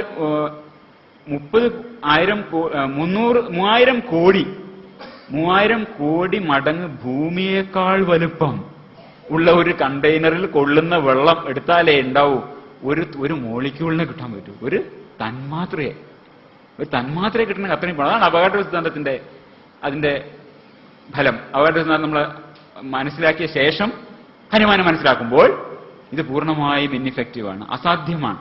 അങ്ങനെ ഒരു തന്മാത്ര പോലും ഈ മരുന്നുകൾ ഉണ്ടാവുക എന്നുള്ളത് അസാധ്യമാണ്. ഏതാണ്ട് 13C എത്തുമ്പോഴേക്ക് തന്നെ അപ്പക്കൂൽ എലി ഭക്ഷിച്ചു. അതായത് നമ്മൾ ഒറിജിനൽ വെള്ളമുണ്ടല്ലോ, ഇത് കലക്കിയ വെള്ളം, ആ വെള്ളത്തിന്റെ തന്മാത്ര പോലും ഉണ്ടാവില്ല. ആദ്യമായി കലക്കിയ ആ മെറ്റീരിയൽ പോട്ടെ, അതിന്റെ വെള്ളത്തിന്റെ തന്മാത്ര പോലും 13C എത്തിയാൽ കാണില്ല. അതിനാണ് മെമ്മറി ഓഫ് വാട്ടർ. ഇത് ഒരു കാലത്ത് ഇതിൽ ലയിച്ചിരുന്ന ആ മരുന്ന് എന്ന് പറയുന്ന സാധനം ഉണ്ടല്ലോ, അതിന്റെ ഓർമ്മ ഈ ജലതന്മാത്രകൾ നിലനിർത്തുന്നു എന്നാണ്. അതും പോരാ, എന്നിട്ട് ഈ ജലതന്മാത്രകൾ അടുത്ത തലമുറ ജലതന്മാത്രക്ക് ഈ ഓർമ്മ കൈമാറേണ്ടി വരും, എന്നാലേ പറ്റൂ. അതിനടുത്ത തലമുറയിലേക്കും അങ്ങനെ എണ്ണമറ്റ തലമുറകളിലേക്ക് കൈമാറപ്പെടുന്ന ജലതന്മാത്രകളുടെ വിശുദ്ധമായ ഓർമ്മ. എന്തൊരു മനോഹരമായ സിദ്ധാന്തം! അങ്ങനെയാണെങ്കിൽ ഈ റിമെമ്പർ ഇതാണ് റിച്ചാർഡ് ഡോക്കിൻസ് പറഞ്ഞാണ്, എന്തെല്ലാം സാധനങ്ങളിലൂടെ കടന്നുപോയിരിക്കുന്നു. എത്ര മനുഷ്യരുടെ മൂത്രാശയങ്ങളിലൂടെ കടന്നുപോയ വെള്ളമാണിത് വീണ്ടും വീണ്ടും വരുന്നത്. Homeopathy is full of shit എന്നാണ് അങ്ങനെയാണെങ്കിൽ. കാരണം ഇത്രയും കക്കൂസുകളിലൂടെ കടന്നുപോയ വെള്ളം, ഇതൊക്കെ എന്നല്ലേ വീണ്ടും ആവിയായും നീരാവിയായും മഴയായും ചെയ്യുന്നത്. ഇതിന്റെ ഓർമ്മകൾ എന്തൊരു ഓർമ്മയാണിത്. അപ്പൊ ഇത് അടുത്തൊരു ഫാലസിയിലേക്ക് നമുക്ക് പോവാം. അടുത്തൊരു 3-4 ദിവസം മുമ്പേ നെറ്റിൽ ഇതിലൊരു ഡിസ്കഷൻ വന്നു. ഒരു ഫേസ്ബുക്കിൽ ഒരു സുഹൃത്ത് ഇതിനെതിരെ പറഞ്ഞാണ്. ഒരാൾ പറഞ്ഞാണ്, ഹോമിയോ പറയുന്ന തിയറികൾ ശരിയാണെങ്കിൽ നമ്മുടെ ആധുനിക ശാസ്ത്രം അമ്പയെ തെറ്റാണെന്ന് വരും എന്ന് ഒരാൾ ഒരു വാദം പറഞ്ഞു. ആ സിദ്ധാന്തം അവഗാഡ്രോ സിദ്ധാന്തമാണല്ലോ, നൂറ്റാണ്ടുകളായി അത് സിദ്ധാന്തമേ അല്ല എന്നതല്ലേ വാസ്തവം. അതിനെ അവഗാഡ്രോ ഹൈപ്പോതെസിസ് എന്നാണ് പറയുന്നത് എന്നാണ് അതിനടുത്ത് നമ്മുടെ വേറെ സുഹൃത്ത്. അയാൾ യുക്തിവാദിയാണ്. ഈ പറഞ്ഞ സുഹൃത്ത് യുക്തിവാദിയാണ്. ഈ ഒരു യുക്തിവാദത്തിന് സപ്പോർട്ട് ചെയ്യുന്ന ഒരു പേര് ഞാൻ പറയുന്നില്ല, ഒരു ഇന്റർനെറ്റ് ഫോറത്തിന്റെ ഉടമസ്ഥനാണ്. അപ്പൊ ആ സിദ്ധാന്തം അവഗാഡ്രോ സിദ്ധാന്തമാണല്ലോ, അതിന് അവഗാഡ്രോ ഹൈപ്പോത്തിസിസ് എന്നാണ് പറയുന്നത്. അപ്പോ പേരെന്ത് തന്നെ വിളിച്ചാലും നീ എന്നും നീയാണ് എന്നുള്ളതാണ്. ഇതാണ് എറ്റിമോളജിക്കൽ ഫാലസി. ഇപ്പോ എറ്റിമോളജിക്കൽ ഫാലസി എന്ന് പറഞ്ഞാൽ ഇപ്പോ ആത്മാവ് എന്ന സങ്കല്പം അർത്ഥശൂന്യമാണ്, ശരി. പക്ഷെ അതുകൊണ്ട് ആത്മാഭിമാനം, ആത്മഹത്യ, ആത്മവിശ്വാസം, ആത്മസംയമനം ഇങ്ങനെയുള്ള വാക്കുകളൊക്കെ അർത്ഥശൂന്യമാവുന്നുണ്ടോ? എന്നില്ല. ഇതൊരു എറ്റിമോളജിക്കൽ ഫാലസിയാണ്. ആത്മാവ് വിശ്വസിക്കാത്ത യുക്തിവാദം എന്താ ആത്മവിശ്വാസത്തിനെ കുറിച്ച് പറയുന്നത് പറഞ്ഞാൽ അത് പരിഹാസ്യമായ ഒരു വാദമാണ്. ഒരു വാക്ക് എങ്ങനെ ഉൽപ്പന്നമായി നിഷ്പന്നമായി ഇതൊരു വ്യുൽപ്പത്തി വൈകല്യമാണ്, ഇതൊരു ചിന്താവൈകല്യമാണ്. ഇതാണ് അവിടെ ചെയ്തത്. ഹൈപ്പോത്തിസിസ്, അവഗാഡ്രോ ഹൈപ്പോത്തിസിസ് ആണ്. പക്ഷെ വാസ്തവത്തിൽ നമ്മളിപ്പോ ഇത് നമ്മുടെ വിക്കിപീഡിയ എടുത്താലാണ് അവഗാഡ്രോ സിദ്ധാന്തം എന്ന് പറഞ്ഞാൽ Avogadro's law, sometimes referred as Avogadro's hypothesis or Avogadro's principle ഒക്കെ പറയുന്നതിന്. ഇതെന്തൊക്കെ പേര് പറഞ്ഞാലും ഇതിന്റെ ട്രൂത്ത് വാല്യൂ, അതിന്റെ സത്യമൂല്യത്തിന് വ്യത്യാസം വരുന്നില്ല. അവിടെയാണ് എറ്റിമോളജിക്കൽ ഫാലസി. ഒരു വാക്കിന്റെ നിഷ്പത്തി ഉപയോഗിച്ച് അതിന്റെ സത്യമൂല്യം കണ്ടെത്താൻ ശ്രമിക്കുന്നു. അതാണ് എറ്റിമോളജിക്കൽ ഫാലസി. അതും കൂടെ നമുക്ക് അതിലേക്ക് പോകാം. അങ്ങനെ നമ്മൾ ഓരോന്ന്. അടുത്തത് argument from ignorance. Argument from ignorance എന്നാൽ അപ്പീൽ ടു ഇഗ്നറൻസ് എന്ന് പറഞ്ഞാൽ നമ്മുടെ ഒരു അജ്ഞതാവാദം എന്ന് പറയാം. അജ്ഞതാവാദം ഇത് ശരിയല്ല എന്ന് ആരും തെളിയിച്ചിട്ടില്ലല്ലോ, അതാണ് അതിന്റെ വാദം. എന്ത് പറഞ്ഞാലും പൂത്താങ്കേരി ഉണ്ടെന്നോ എന്ത് പറഞ്ഞാലും എന്തൊരു വാദം പറഞ്ഞാലും, നേരത്തെ ഷിബു ഡോക്ടർ പറഞ്ഞു, അത് ഈ പറയുന്ന ആളുടെ ജോലിയാണ്. അത് ശരിയാണെന്ന് തെളിയിക്കേണ്ടത്. ഇത് ശരിയല്ല എന്ന് പറഞ്ഞ ആൾക്കാരുടെ ഇതല്ലല്ലോ. ഞാൻ പറഞ്ഞത് ശരിയാണെന്ന് നിങ്ങൾ തെളിയിക്കണം എന്നാണ് വാദം. ഞാൻ പറഞ്ഞത് ശരിയല്ല നിങ്ങൾ തെളിയിക്കാൻ, അത് നമ്മുടെ പണിയാണോ? അതാണ് ആർഗ്യുമെന്റ് ഫ്രം ഇഗ്നറൻസിന്റെ ഒരു അടിസ്ഥാന രീതി. ഇത് ഉദാഹരണം സാധാരണയായി ഉപയോഗിക്കുക റസ്സൽസ് ടീപോട്ട് എന്നാണ്. റസ്സലിന്റെ ചായക്കോപ്പ. ഭൂമിക്കും ചൊവ്വക്കുമിടയിൽ ഒരു ചായക്കോപ്പ കറങ്ങുന്നുണ്ട് എന്ന് പറയുന്നു. പക്ഷേ അത് ശക്തിയേറിയ ഒരു ദൂരദർശിനി കൊണ്ടുപോലും കണ്ടെത്താനാവില്ല. കുടുങ്ങി. അതെന്ന് പറഞ്ഞാൽ പിന്നെ നമുക്ക് തെളിയിക്കാൻ പറ്റില്ല. ഇനി തെളിയിക്ക്, നിങ്ങൾ തെളിയിക്ക്, എല്ലാം തെളിയിക്ക്. പക്ഷെ ഇന്നിപ്പം കേട്ടാൽ അതെന്തായാലും അത് ശരിയല്ല. പക്ഷേ റസൂൽ പറയുന്നതാണ്, ഈ സംഗതി ഒരു പുരാതന ഗ്രന്ഥത്തിൽ പറഞ്ഞു വന്നിരിക്കട്ടെ, എല്ലാ ഞായറാഴ്ചയും പള്ളികളിൽ വെച്ച് ഇത് ആവർത്തിക്കുന്നതെന്നിരിക്കട്ടെ. അങ്ങനെ പറഞ്ഞാൽ പിന്നെ ഇത് വിശ്വസിച്ചില്ലെങ്കിൽ അവനെ ഒന്നുകിലും മന്ത്രവാദിയുടെ അടുത്തോ അല്ലെങ്കിൽ സൈക്യാട്രിസ്റ്റിന്റെ അടുത്തോ എത്തിക്കും. എന്നിട്ട് എല്ലാവരും വിശ്വസിക്കുന്ന കാര്യം ഇയാളെ വിശ്വസിക്കുന്നില്ലല്ലോ. അപ്പൊ അതാണ് ആർഗ്യുമെന്റ് ഫ്രം ഇഗ്നറൻസിന്റെ ഒരു ഉദാഹരണം. ഇത് തെളിയിക്കാൻ സാധ്യമല്ല. ആർക്കാ തെളിയിക്കാൻ സാധിക്കുക? കാരണം അങ്ങനെ ഒരു ടീക്കപ്പ് ഇതാ ഞാൻ ദൂരദർശനം വെച്ചിട്ടൊന്നും കാണുന്നില്ലല്ലോ, അപ്പൊ അത് ടീക്കപ്പ് ഇല്ല. ദൂരദർശനം വെച്ചാൽ കാണാൻ പറ്റില്ല. അത് പിന്നെ അത് അങ്ങനെ ഒരു പ്രിമൈസ് അവിടെ ഉള്ളപ്പോ നമുക്ക് തന്നെ ഒരു രക്ഷയില്ല അതിൽ. ഇതിനും നമുക്കൊരു ഉദാഹരണം കണ്ടെത്താം നമ്മുടെ പൊറോട്ടയിൽ തന്നെ. പൊറോട്ട വാദികളുടെ ലഘുലേഖയിൽ പൊറോട്ടയെ ദഹിപ്പിക്കാനുള്ള കഴിവ് ശരീരത്തിനില്ല. കുഴഞ്ഞു വീണ് മരിക്കുന്നവരിൽ ഭൂരിപക്ഷവും പൊറോട്ടക്കാർ. മൈദ ഭക്ഷണമയത്തിന് പ്രമേഹം ഉണ്ടാവും, ഗാംഗ്രീൻ, റെട്ടിനോപ്പതി, ലിവറിനുണ്ടാവും കുഴപ്പം. ഇതൊക്കെ താനെ ഉണ്ടാവും. ഇന്ത്യക്കാരന്റെ ആരോഗ്യവും സമ്പത്തും ക്ഷയിക്കും. മാത്രമല്ല ജീനിലൂടെ അടുത്ത തലമുറയിലേക്ക് പ്രമേഹത്തെ സംഭാവനയായി കൊടുക്കുകയും ചെയ്യും. ജീനിലൂടെ മൈദ ജനകീയ ഭക്ഷണമായി മാറുമ്പോൾ മനുഷ്യരുടെ ഇടയിൽ പ്രമേഹവും അനുബന്ധ രോഗങ്ങളും വളരെ കൂടുതലും അലോപ്പതി വരുന്ന ആശുപത്രികളിൽ ശരണം പ്രാപിക്കുകയും ചെയ്യും. ഇങ്ങനെയുള്ള ഭീഷണമായ കാര്യങ്ങളൊക്കെ ഉണ്ട്. പിന്നെ അലോക്സാൻ എല്ലാ ധാന്യപ്പൊടികളിലും നൃത്തമുണ്ടാക്കാൻ അലോക്സാൻ ചേർക്കുന്നു. ഇത് തിരിച്ചറിയാൻ ലാബ് ടെസ്റ്റ് വേണ്ടെന്നാണ്. ഇത് തിരിച്ചറിയാൻ ലാബ് ടെസ്റ്റ് ചെയ്യേണ്ടതില്ല. അതാണ് തീരുമാനിച്ചിട്ടുണ്ട്. നമ്മുടെ ദൂരദർശിനിയുടെ മാതിരിയാണ്. അത് ചെയ്യേണ്ടതല്ല. അത് വിശ്വസിച്ചാൽ മതി. അത് ഏറ്റവും കൂടുതൽ പൊറോട്ട നിന്ന നാട്ടുകാരാണ് ക്യാൻസർ സെന്ററുകളിൽ സ്ഥിര താമസക്കാർ. ഇതൊക്കെ ആയിട്ട് പറഞ്ഞു. എന്നിട്ട് പറയണതാരോ എന്റെ ബാക്കി നിങ്ങൾ തെളിയിക്ക്, അല്ലാതെ നിങ്ങൾ തെളിയിക്ക്. മൈദ ശീലമാക്കിയവർക്ക് പ്രത്യേക ആരോഗ്യ പ്രശ്നങ്ങളെ ഇന്ന് തെളിയിക്കാമോ? അതാണ് ചോദ്യം. എങ്കിലെല്ലാ ആവരണങ്ങളും പിന്നരിച്ച് ഞാനും മൈദയെ സപ്പോർട്ട് ചെയ്യാമെന്ന്. ഇതൊക്കെ പറഞ്ഞു കഴിഞ്ഞിട്ട് തെളിയിക്കേണ്ടത് സൂരജും കൂട്ടരും. അപ്പൊ സൂരജ് അതിന് മറുപടി പറഞ്ഞു, മോളിലെ ചേട്ടൻ വെല്ലുവിളിച്ചിരിക്കുന്നത് 1000 പേരുടെ ആരോഗ്യ സർവേ എടുത്ത് തെളിയിക്കാനാണ്.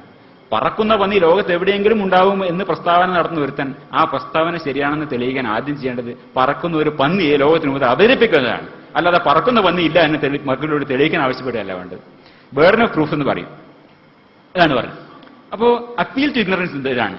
ആരും അങ്ങനെ തെളിയിച്ചിട്ടില്ല എന്നതുകൊണ്ട് ഏത് വാദവും സത്യമാണ് എന്ന് പറയുന്നതാണ്. അതാണ് അപ്പീൽ ടു ഇഗ്നറൻസ്. പിന്നൊന്നുള്ള appeal to popularity. Appeal to popularity ഇത് നേരത്തെ ഡോക്ടർ ഷിപ്പ് സൂചിപ്പിക്കണ്ടായി. ആധികാരികമായി പറഞ്ഞതുകൊണ്ടോ അല്ലെങ്കിൽ എല്ലാ ആൾക്കാരും അത് ബഹുജന സമ്മതമാണ് എന്നുള്ളത് കൊണ്ടോ ഒരു കാര്യം സത്യമാവുന്നില്ല. അപ്പീൽ ടു പോപ്പുലർ എല്ലാ ആൾക്കാരും സർവ്വജന സമ്മതമാണ്. പിന്നെന്താ നിങ്ങൾക്ക് മാത്രം സമ്മതിച്ചാൽ? അതൊരു കൃത്യമായ ന്യായവാദമല്ല. ഇത് ഞാൻ താമസിക്കുന്നവിടെ പൊത്തത്തിനോട് കിട്ടിയ നോട്ടീസാണ്. വീടുകളിൽ ധനം വർദ്ധിക്കാൻ ഒരാൾ അദ്ദേഹത്തിന്റെ അഡ്രസ്സും ഫോൺ നമ്പറും കൊടുത്തിട്ടുണ്ട്. വീടിന്റെ കണക്കുകൾ ശരിയാക്കും. കണക്കുകൾ ശരിയാക്കിയാലും വീടിന്റെ ചവിട്ടുപടികൾ കൃത്യമായി വന്നാൽ പ്രതീക്ഷിക്കാത്ത പല സൗഭാഗ്യങ്ങളും ഉണ്ടാവും. മുറ്റം കൃത്യമായ അളവിൽ വന്നാൽ പെൺകുട്ടികളുടെ വിവാഹബന്ധം വേർപ്പെടുത്തുക. കുബേരരാശി സ്ഥാനം അങ്ങനത്തെ രീതിയിലാണെങ്കിൽ ഗവൺമെന്റ് ജോലി കിട്ടും. ആ വീട്ടിൽ പ്രധാന ദിശ ഐശ്വര്യസ്ഥാനം കൃത്യമായിട്ടില്ലെങ്കിൽ നെഞ്ചുവേദന, മാരക രോഗങ്ങൾ, ധനനഷ്ടങ്ങളൊന്നും ഉണ്ടാവും. ഇതൊക്കെ ശരിയാക്കണമെങ്കിൽ നിങ്ങളുടെ കണക്കുകൾ കൃത്രിമമാക്കി കൊടുക്കുന്നത് സുരേഷ്വരൻ എന്നൊരു വ്യക്തിയാണ്. നിങ്ങളുടെ വീടിനും സുരേഷ്വരന്റെ കണക്കുകൾ ഗുണകരമാവട്ടെ. ഇത് ഇദ്ദേഹത്തിനെ വിളിച്ച് കണക്ക് ശരിയാക്കി ഒക്കെ ശരിയായി. അതിന് കൊടുക്കുന്ന നമ്പർ, അതിന് കൊടുക്കുന്ന ആർഗ്യുമെന്റിന്റെ സപ്പോർട്ടുകൾ എന്താണെന്നറിയോ? ഒരു 3 സ്ഥലം, ഒന്ന് ചേലക്കര, തൃശ്ശൂർ, പിന്നെ ഒന്ന് ഷൊർണൂർ, പിന്നെ കോഴിക്കോട്. ആ ഭാഗത്തുള്ള ആൾക്കാരൊക്കെ ഇതിനെ സപ്പോർട്ട് ചെയ്തിട്ടുണ്ട്. അവരൊക്കെ അവരുടെ ഓരോ അനുഭവ വിവരണങ്ങൾ കൂടെ അങ്ങോട്ട് കൊടുത്തിട്ടുണ്ട്. ഒരു 3-4 ആൾക്കാർ. അപ്പോൾ എന്താണ് ഉണ്ടാവുന്നത്? വളരെ പോപ്പുലറാണിത്. ഇത്രയും സ്ഥലങ്ങളിൽ നിന്നൊക്കെ ആൾക്കാർ ഇത് അംഗീകരിച്ചുകൊണ്ട് എന്റെ വീട് നിർമ്മിച്ചപ്പോൾ കണക്ക് വന്നതോടെ എല്ലാ കാര്യങ്ങളും ശരിയായി. എല്ലാവരും അതനുസരിച്ച് സപ്പോർട്ട് ചെയ്യുന്നു. ഇതാണ് ഒരു ആർഗ്യുമെന്റ് പോപ്പുലാരിറ്റി.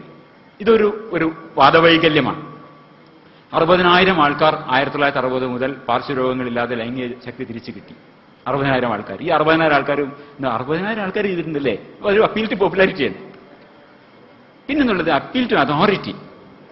ഒരു അധികാരിക ഉപയോഗിക്കുന്ന ഒരു തരം വാദവൈകല്യം. അതായത് ആൾക്കാര് മറ്റു നിരക്ക് പല നിരക്ക് പ്രസിദ്ധരായ ആൾക്കാരുണ്ടാവും. അവരൊരു രാഷ്ട്രീയ നേതാവോ അതല്ലെങ്കിൽ ഒരു സിനിമ താരമോ അല്ലെങ്കിൽ ഒരു ജസ്റ്റിസോ അങ്ങനെ വളരെ പ്രമുഖരായ വ്യക്തികൾ, സ്പോർട്സ് താരങ്ങൾ, ഇങ്ങനെയുള്ള ആൾക്കാര് അവരെ മുൻനിർത്തിക്കൊണ്ട് ചില കാര്യങ്ങൾക്ക് ഇവര് സിനിമാ താരങ്ങളുടെ സൗന്ദര്യ സൂപ്പ് എന്ന് പറഞ്ഞ പോലെ അവരൊക്കെ ഓരോ സാധനങ്ങൾ ഇങ്ങനെ ഈ അതോറിറ്റി ഉപയോഗിച്ചുകൊണ്ട് നമ്മുടെ വാങ്ങാനുള്ള താല്പര്യത്തെയും നമ്മളുടെ ആഗ്രഹങ്ങളെയും നമ്മുടെ വിശ്വാസങ്ങളെയും നമ്മുടെ പ്രവൃത്തികളെയും സ്വാധീനിക്കാനുള്ള ഒരു രീതി. അതാണ് അപ്പീൽ ടു അതോറിറ്റി. അവരേത് മണ്ഡലത്തിലാണോ പ്രവർത്തിക്കുന്നത് അതിനെക്കുറിച്ച് ആവില്ല പലപ്പോഴും അവർ അഭിപ്രായം പറയുന്നത്. ഒരു ഉദാഹരണമാണിത്. ഇത് വെബ്സൈറ്റിൽ നിന്നെടുത്താണ്. കേരളത്തിലെ പല കാലത്ത് പലതരത്തിലുള്ള വ്യാജ ഉപകരണങ്ങൾ, കൺകോക്ഷൻസ്, ഇങ്ങനത്തെ സാധനങ്ങൾ വിൽപ്പന അത് വന്നുകൊണ്ടേയിരിക്കും. ഒന്നിനു പിറകെ ഇങ്ങനെ അലയടികളായിട്ട് വന്നുകൊണ്ടിരിക്കും. ഒരുതരം നാനോ ടെക്നോളജിയാൽ ഉണ്ടാക്കപ്പെടുന്ന കാർഡ്, അത് നമ്മൾ പോക്കറ്റിൽ വെച്ച് കഴിഞ്ഞാൽ നമ്മുടെ ഹൃദയം കംപ്ലീറ്റ് ക്ലിയർ ആയി. എവിടെയാണോ പ്രശ്നങ്ങളിൽ അവിടെ അത് ധരിച്ചാൽ മതി. അത് വലിയൊരു സംഗതിയായിട്ട് ഇവിടെ മൾട്ടി ലെവൽ മാർക്കറ്റിംഗ് വഴി ചെലവാക്കി. അതുപോലെ തന്നെ ചില സിറാമിക്കുകൾ ഉണ്ടാക്കുന്ന ഒരു ബനിയൻ ഇട്ട് കഴിഞ്ഞാൽ എല്ലാവിധ രോഗങ്ങളും, അതൊക്കെ വളരെ നിസ്സാര വില 10,000 രൂപ 15,000 രൂപ ഇങ്ങനെയൊക്കെയുള്ളൂ. ഈ രീതിയിൽ ഇങ്ങനെ അലകളായി വന്നുകൊണ്ടിരിക്കുന്ന ഈ വ്യാജ ഉൽപ്പന്നങ്ങളിൽ ഒരു വ്യാജ ഉൽപ്പന്നം ആണ് ഈ സാധനം, കിനോട്ടക്കാര. അതിന്റെ ക്ലെയിം എന്താന്ന് പറഞ്ഞാൽ ഒരു പ്ലാസ്റ്ററാണ്, വെളുത്ത നിറത്തിലുള്ള ഒരു പ്ലാസ്റ്ററാണ്. ഇത് നമ്മൾ കാലിന്റെ അടിയിൽ ഒട്ടിച്ചിട്ട് കിടന്നാൽ മതി. അപ്പൊ ഒട്ടിക്കുമ്പോൾ ഇതിന് വെള്ള കളറായിരിക്കും. രാവിലെ എഴുന്നേറ്റ് നമ്മൾ അഴിച്ചു കഴിയുമ്പോഴോ അത് മുഴുവനും ബ്രൗൺ കളറായിരിക്കും, അല്ലെങ്കിൽ കറുത്ത കളറായിരിക്കും. അപ്പൊ നമ്മുടെ ശരീരത്തിലുള്ള എല്ലാ ടോക്സിൻസും ഇങ്ങനെ രാത്രി കൊണ്ട് ഇറങ്ങി തൊലിയിലേക്ക് പോയി ഈ പ്ലാസ്റ്ററിലേക്ക് പോയി നിങ്ങൾക്ക് എല്ലാവിധ ആരോഗ്യം തിരിച്ചു കിട്ടി. നിസ്സാരമായ വില ഒരു 5,000 രൂപ 10,000 രൂപ അങ്ങനെയൊക്കെ. അപ്പൊ അതിന് വളരെ വിശദമായി അങ്ങനെ വർണ്ണിക്കുന്നുണ്ട്. എങ്ങനെയാണ് ഇത് എന്തൊക്കെ ചെയ്യാം. മുഖക്കുരു ആദ്യം തുടങ്ങുന്നത്. മുഖക്കുരു മുതൽ ആങ്സൈറ്റി, ബാഡ് ബ്രത്ത്, കോൺസ്റ്റിപ്പേഷൻ തുടങ്ങി കിഡ്നി ഫെയിലിയർ, ലിവർ പ്രോബ്ലംസ് എല്ലാത്തിനും കൈകണ്ട സിദ്ധൌഷധം. അത് കാലിന്റെ അടിയിൽ ഇങ്ങനെ വളരെ കൃത്യമായ ചിത്രങ്ങളൊക്കെ എന്തൊക്കെ ലങ് മുതലേ എല്ലാ യൂറിത്ര, കിഡ്നി എല്ലാം കാലിലുണ്ടെന്നാണ് വെച്ചിരിക്കുന്നത്. അതൊക്കെ അവിടെ ഇത് പുരട്ടിക്കഴിഞ്ഞാൽ ഇതൊക്കെ വലിച്ചെടുത്ത് കംപ്ലീറ്റ് ക്ലിയർ ആക്കും. ഇതിന് സർട്ടിഫൈ ചെയ്തിരിക്കുന്നത് 3 ആൾക്കാരാണ്. Justice V R Krishna Iyer, TN Seshan, justice Mohan. ആ വെബ്സൈറ്റ് ഞാൻ എടുത്താണത്, ഇത് കാണാം. ഇവരൊക്കെ മോഹൻ എന്ന് പറഞ്ഞ ജസ്റ്റിസ് പറഞ്ഞിരിക്കുന്നത് എനിക്കൊരു it was A pleasant surprise എന്നാണ്. മൂപ്പർ അത് പരട്ടിയതോടുകൂടി മൂപ്പർക്ക് അതൊരു പ്ലസന്റ് സർപ്രൈസ്. എന്റെ ബ്ലഡ് ഷുഗർ ലെവൽ ഒറ്റ ദിവസം കൊണ്ട് 130 നിന്ന് 100 കുറഞ്ഞു. എന്റെ മുട്ടിനുണ്ടായ ചെറിയ വേദന അപ്രത്യക്ഷമായി. ഇങ്ങനെയൊക്കെ പറഞ്ഞു വരും. അത് വേറെ തരം ഫാലസിയാണ്, അതിലേക്ക് നമ്മൾ വരും. ഇങ്ങനെയുള്ള സർട്ടിഫിക്കറ്റുകൾ കൊടുത്തുകൊണ്ട് appeal to authority. V R Krishna Iyer നമ്മൾ എത്രയോ ബഹുമാനിക്കുന്ന മനുഷ്യനാണ്. എന്തൊക്കെ പറഞ്ഞാൽ നമ്മൾ ബഹുമാനിക്കുന്ന മനുഷ്യനാണ് വി ആർ കൃഷ്ണയ്യർ. TN ശേഷനും അതുപോലെ ഇന്ത്യയുടെ വലിയൊരു സംഭവമായി മാറിയ മനുഷ്യനാണ്. ഇവരെക്കുറിച്ചൊക്കെ നമുക്കുള്ള ധാരണകളെ അവരൊരു അതോറിറ്റിയെ നമ്മൾ നോക്കുന്നു എന്നുള്ളതുകൊണ്ട് അതിനെ മാനിപ്പുലേറ്റ് ചെയ്ത് ഉപയോഗിക്കുക എന്നുള്ളതാണ്. അതുപോലെ തന്നെ കൊളസ്ട്രോളിന് ശാശ്വത പരിഹാരം നൽകുന്ന ഒരു സ്റ്റെത്ത് കഴുത്തിലിട്ട്, നേരെ സാറ് പറഞ്ഞ പോലെ ഒരു സ്റ്റെത്ത് കഴുത്തിലിട്ട് ഒരു ഫോട്ടോ വെച്ചിട്ട് ഒരു ആയുർവേദത്തിൽ ബിരുദമുള്ള ഒരു ദേഹം പറയാണ്. അദ്ദേഹം അതിന് അനുഗുണമായ ഒരു ചന്ദനക്കുറിയും തൊട്ടിട്ടുണ്ട്. അദ്ദേഹം പറയാണ് കൊളസ്ട്രോളിന് ശാശ്വത പരിഹാരം നൽകാം, ഞാൻ ഗ്യാരണ്ടി. ഇതല്ല ശാസ്ത്രത്തിന്റെ രീതി, ഇതല്ല. അങ്ങനെ ഒരു സംഗതി ഉണ്ടെങ്കിൽ അതിന് ശാസ്ത്രീയമായ രീതികളുണ്ട്. അതൊരു പേപ്പറായി പ്രസിദ്ധീകരിക്കുക, അതിന് ഗവേഷണ പ്രബന്ധങ്ങൾ പ്രസിദ്ധീകരിക്കുക, അതിന് ശാസ്ത്രത്തിൻ്റെതായ രീതികളും മര്യാദകളുണ്ട്. ഇതല്ല, ഇത് അപ്പീൽ ടു അതോറിറ്റി.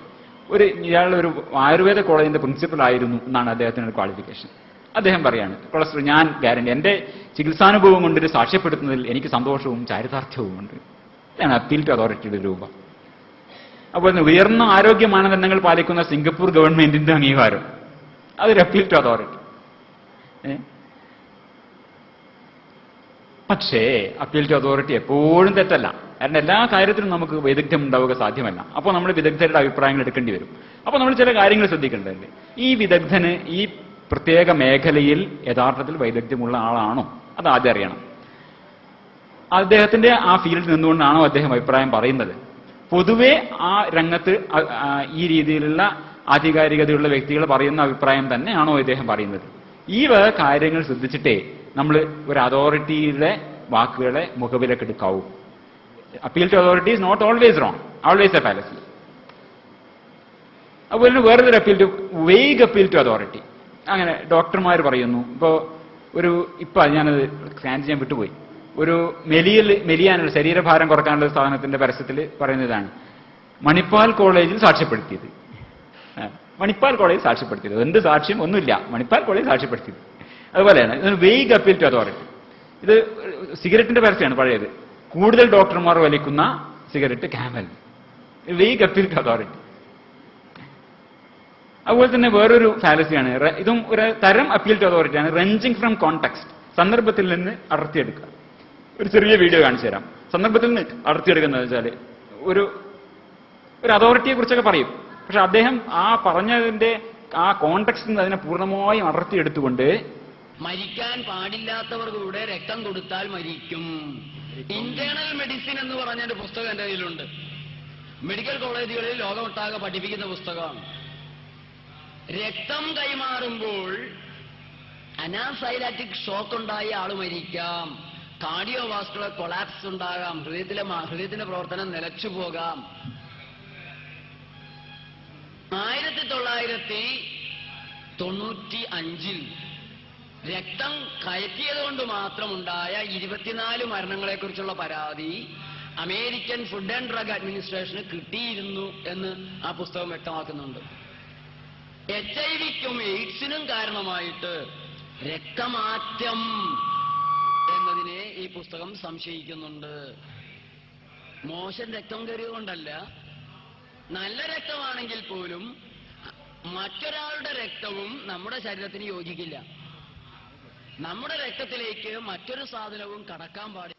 അപ്പൊ ഇന്റേണൽ മെഡിസിന്റെ ടെക്സ്റ്റ് ബുക്കിൽ നിന്ന് അദ്ദേഹം കണ്ടെത്തിയതാണ് 24 മരണങ്ങൾ രക്തമാറ്റവുമായി ബന്ധപ്പെട്ട് സംശയിക്കപ്പെടുന്നു, FDA-ക്ക് അങ്ങനെ ഒരു പരാതി കിട്ടിയിട്ടുണ്ടെന്ന് അദ്ദേഹം അതാണ് അതിൽ കണ്ടുപിടിച്ചത്. അതേസമയം 2 സെക്കൻഡിൽ ഒരാൾക്ക് രക്തമാറ്റം അവിടെ ആവശ്യം വരുന്നുണ്ട്. 38,000 രക്തദാനങ്ങൾ ഒരു ദിവസം ആവശ്യം വരുന്നുണ്ട്. 30 ദശലക്ഷം ട്രാൻസ്ഫ്യൂഷനുകൾ ഒരു വർഷം നടക്കുന്നുണ്ട്. ഇതിന്റെ ഇടയിലാണ് ഈ 24 മരണങ്ങൾ ഇതുമായി സംശയിക്കപ്പെട്ട് വന്നു എന്ന് പറയുന്നത്. ഇതാണ് റെഞ്ചിങ് ഫ്രം കോണ്ടെക്സ്റ്റ്. അതോറിറ്റിയാണ് മൂപ്പർ ആശ്രയിക്കുന്നത്, പക്ഷെ അതിന്റെ ആ പ്രകൃതവുമായി, പരിസരവുമായി, സന്ദർഭവുമായി യാതൊരു ഒരു പൊരുത്തവുമില്ലാത്ത ഒരു ചെറിയ വസ്തുതയെ അടർത്തിയെടുത്ത് പെരുപ്പിച്ച് കാണിക്കുക. Wrenching from context. ഇതൊരു ഫോൾസ് അപ്പീൽ ടു അതോറിറ്റിയാണ്.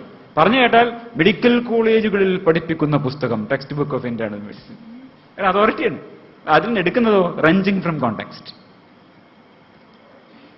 ഒരു അപ്പീൽ ടു അതോറിറ്റി, ഇതാ നേരത്തെ ഞാൻ പറഞ്ഞ സ്ലൈഡ്, ഒരു celebrity endorsement to sell a product. ഇത് നമുക്കറിയാവുന്ന ഒരു സിനിമാ താരമാണ്. അദ്ദേഹം ടിവിയിലൊക്കെ പ്രത്യക്ഷപ്പെട്ട് ഈ ധാത്രി എന്ന് പറഞ്ഞ മരുന്ന് വാങ്ങാൻ പറയും. അത് വിൽക്കുന്ന ആളുടെ തലയാണ് ഈ കാണുന്നത്, അതിന്റെ MD.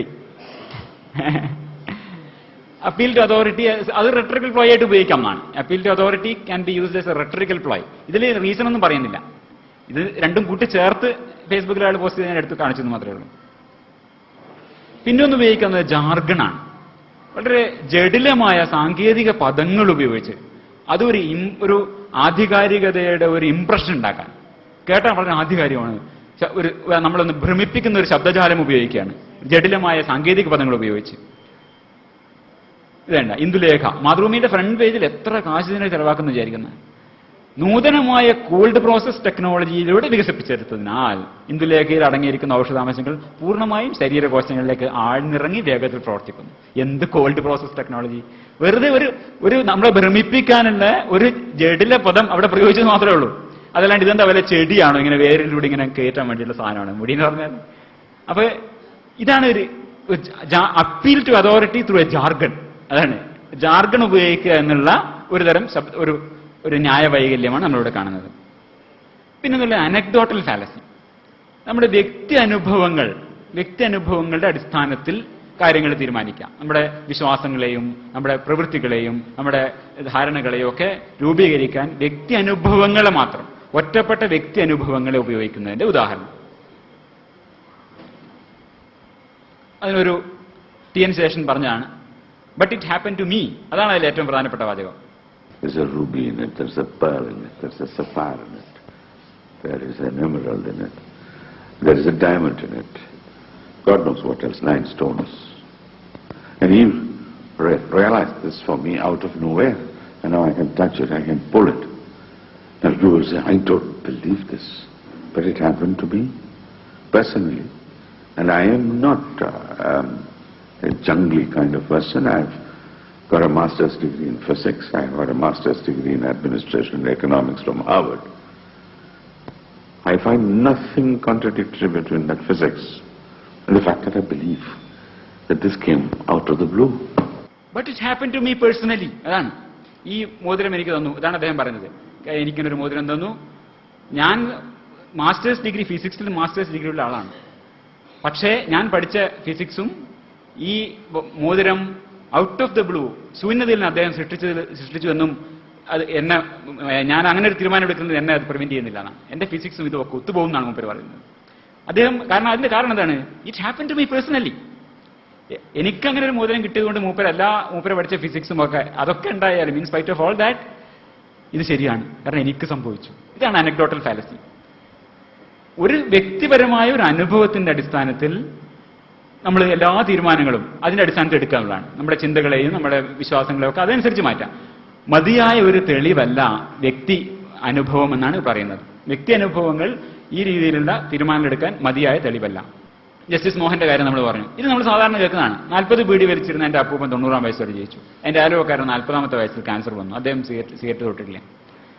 ഇതൊന്നും ഈ വ്യക്തിപരമായ അനുഭവങ്ങളൊന്നും ശാസ്ത്രീയമായി അല്ലെങ്കിൽ ഒരു യുക്തിപരമായ തീരുമാനമെടുക്കുന്നതിന് ഉപോത്ബലകങ്ങളല്ല. അതൊരു അനക്ഡോട്ടൽ ഫാലസിയാണ്, ഒരു ചിന്താവൈകല്യമാണ്, ഒരു ന്യായ വൈകല്യമാണ്. ഇതൊരു ഇതാണ് anecdotal evidence is in valid എന്ന് പറയുമ്പോൾ ഇവർ പറയാണ്, അല്ലല്ല, ഞാൻ ഒരിക്കൽ ഒരു അനക്ഡോട്ട് പറഞ്ഞു, അത് തന്നെ ശരിയായി വന്നു. അനക്ഡോട്ടിന് മുകളിൽ അനക്ഡോട്ടായി. ഇനി വേറൊരു ചിന്താവൈകല്യം നോൺ സെക്വിറ്റർ. നോൺ സെക്വിറ്റർ എന്ന് പറഞ്ഞാൽ നാം നേരത്തെ അത് പറയണ്ടായി. ഒരു പൂർവപക്ഷത്തിൽ നിന്ന്, ഒരു പൂർവപക്ഷമാണല്ലോ, ചില പൂർവപക്ഷങ്ങൾ ആദ്യം പറയുന്നു, അതിനുശേഷം അതിന്റെ നിഗമനം പറയുന്നു. അങ്ങനെയാണല്ലോ നേരത്തെ ഡോക്ടർ ഷിബു നമുക്ക് പറഞ്ഞു തന്നത്.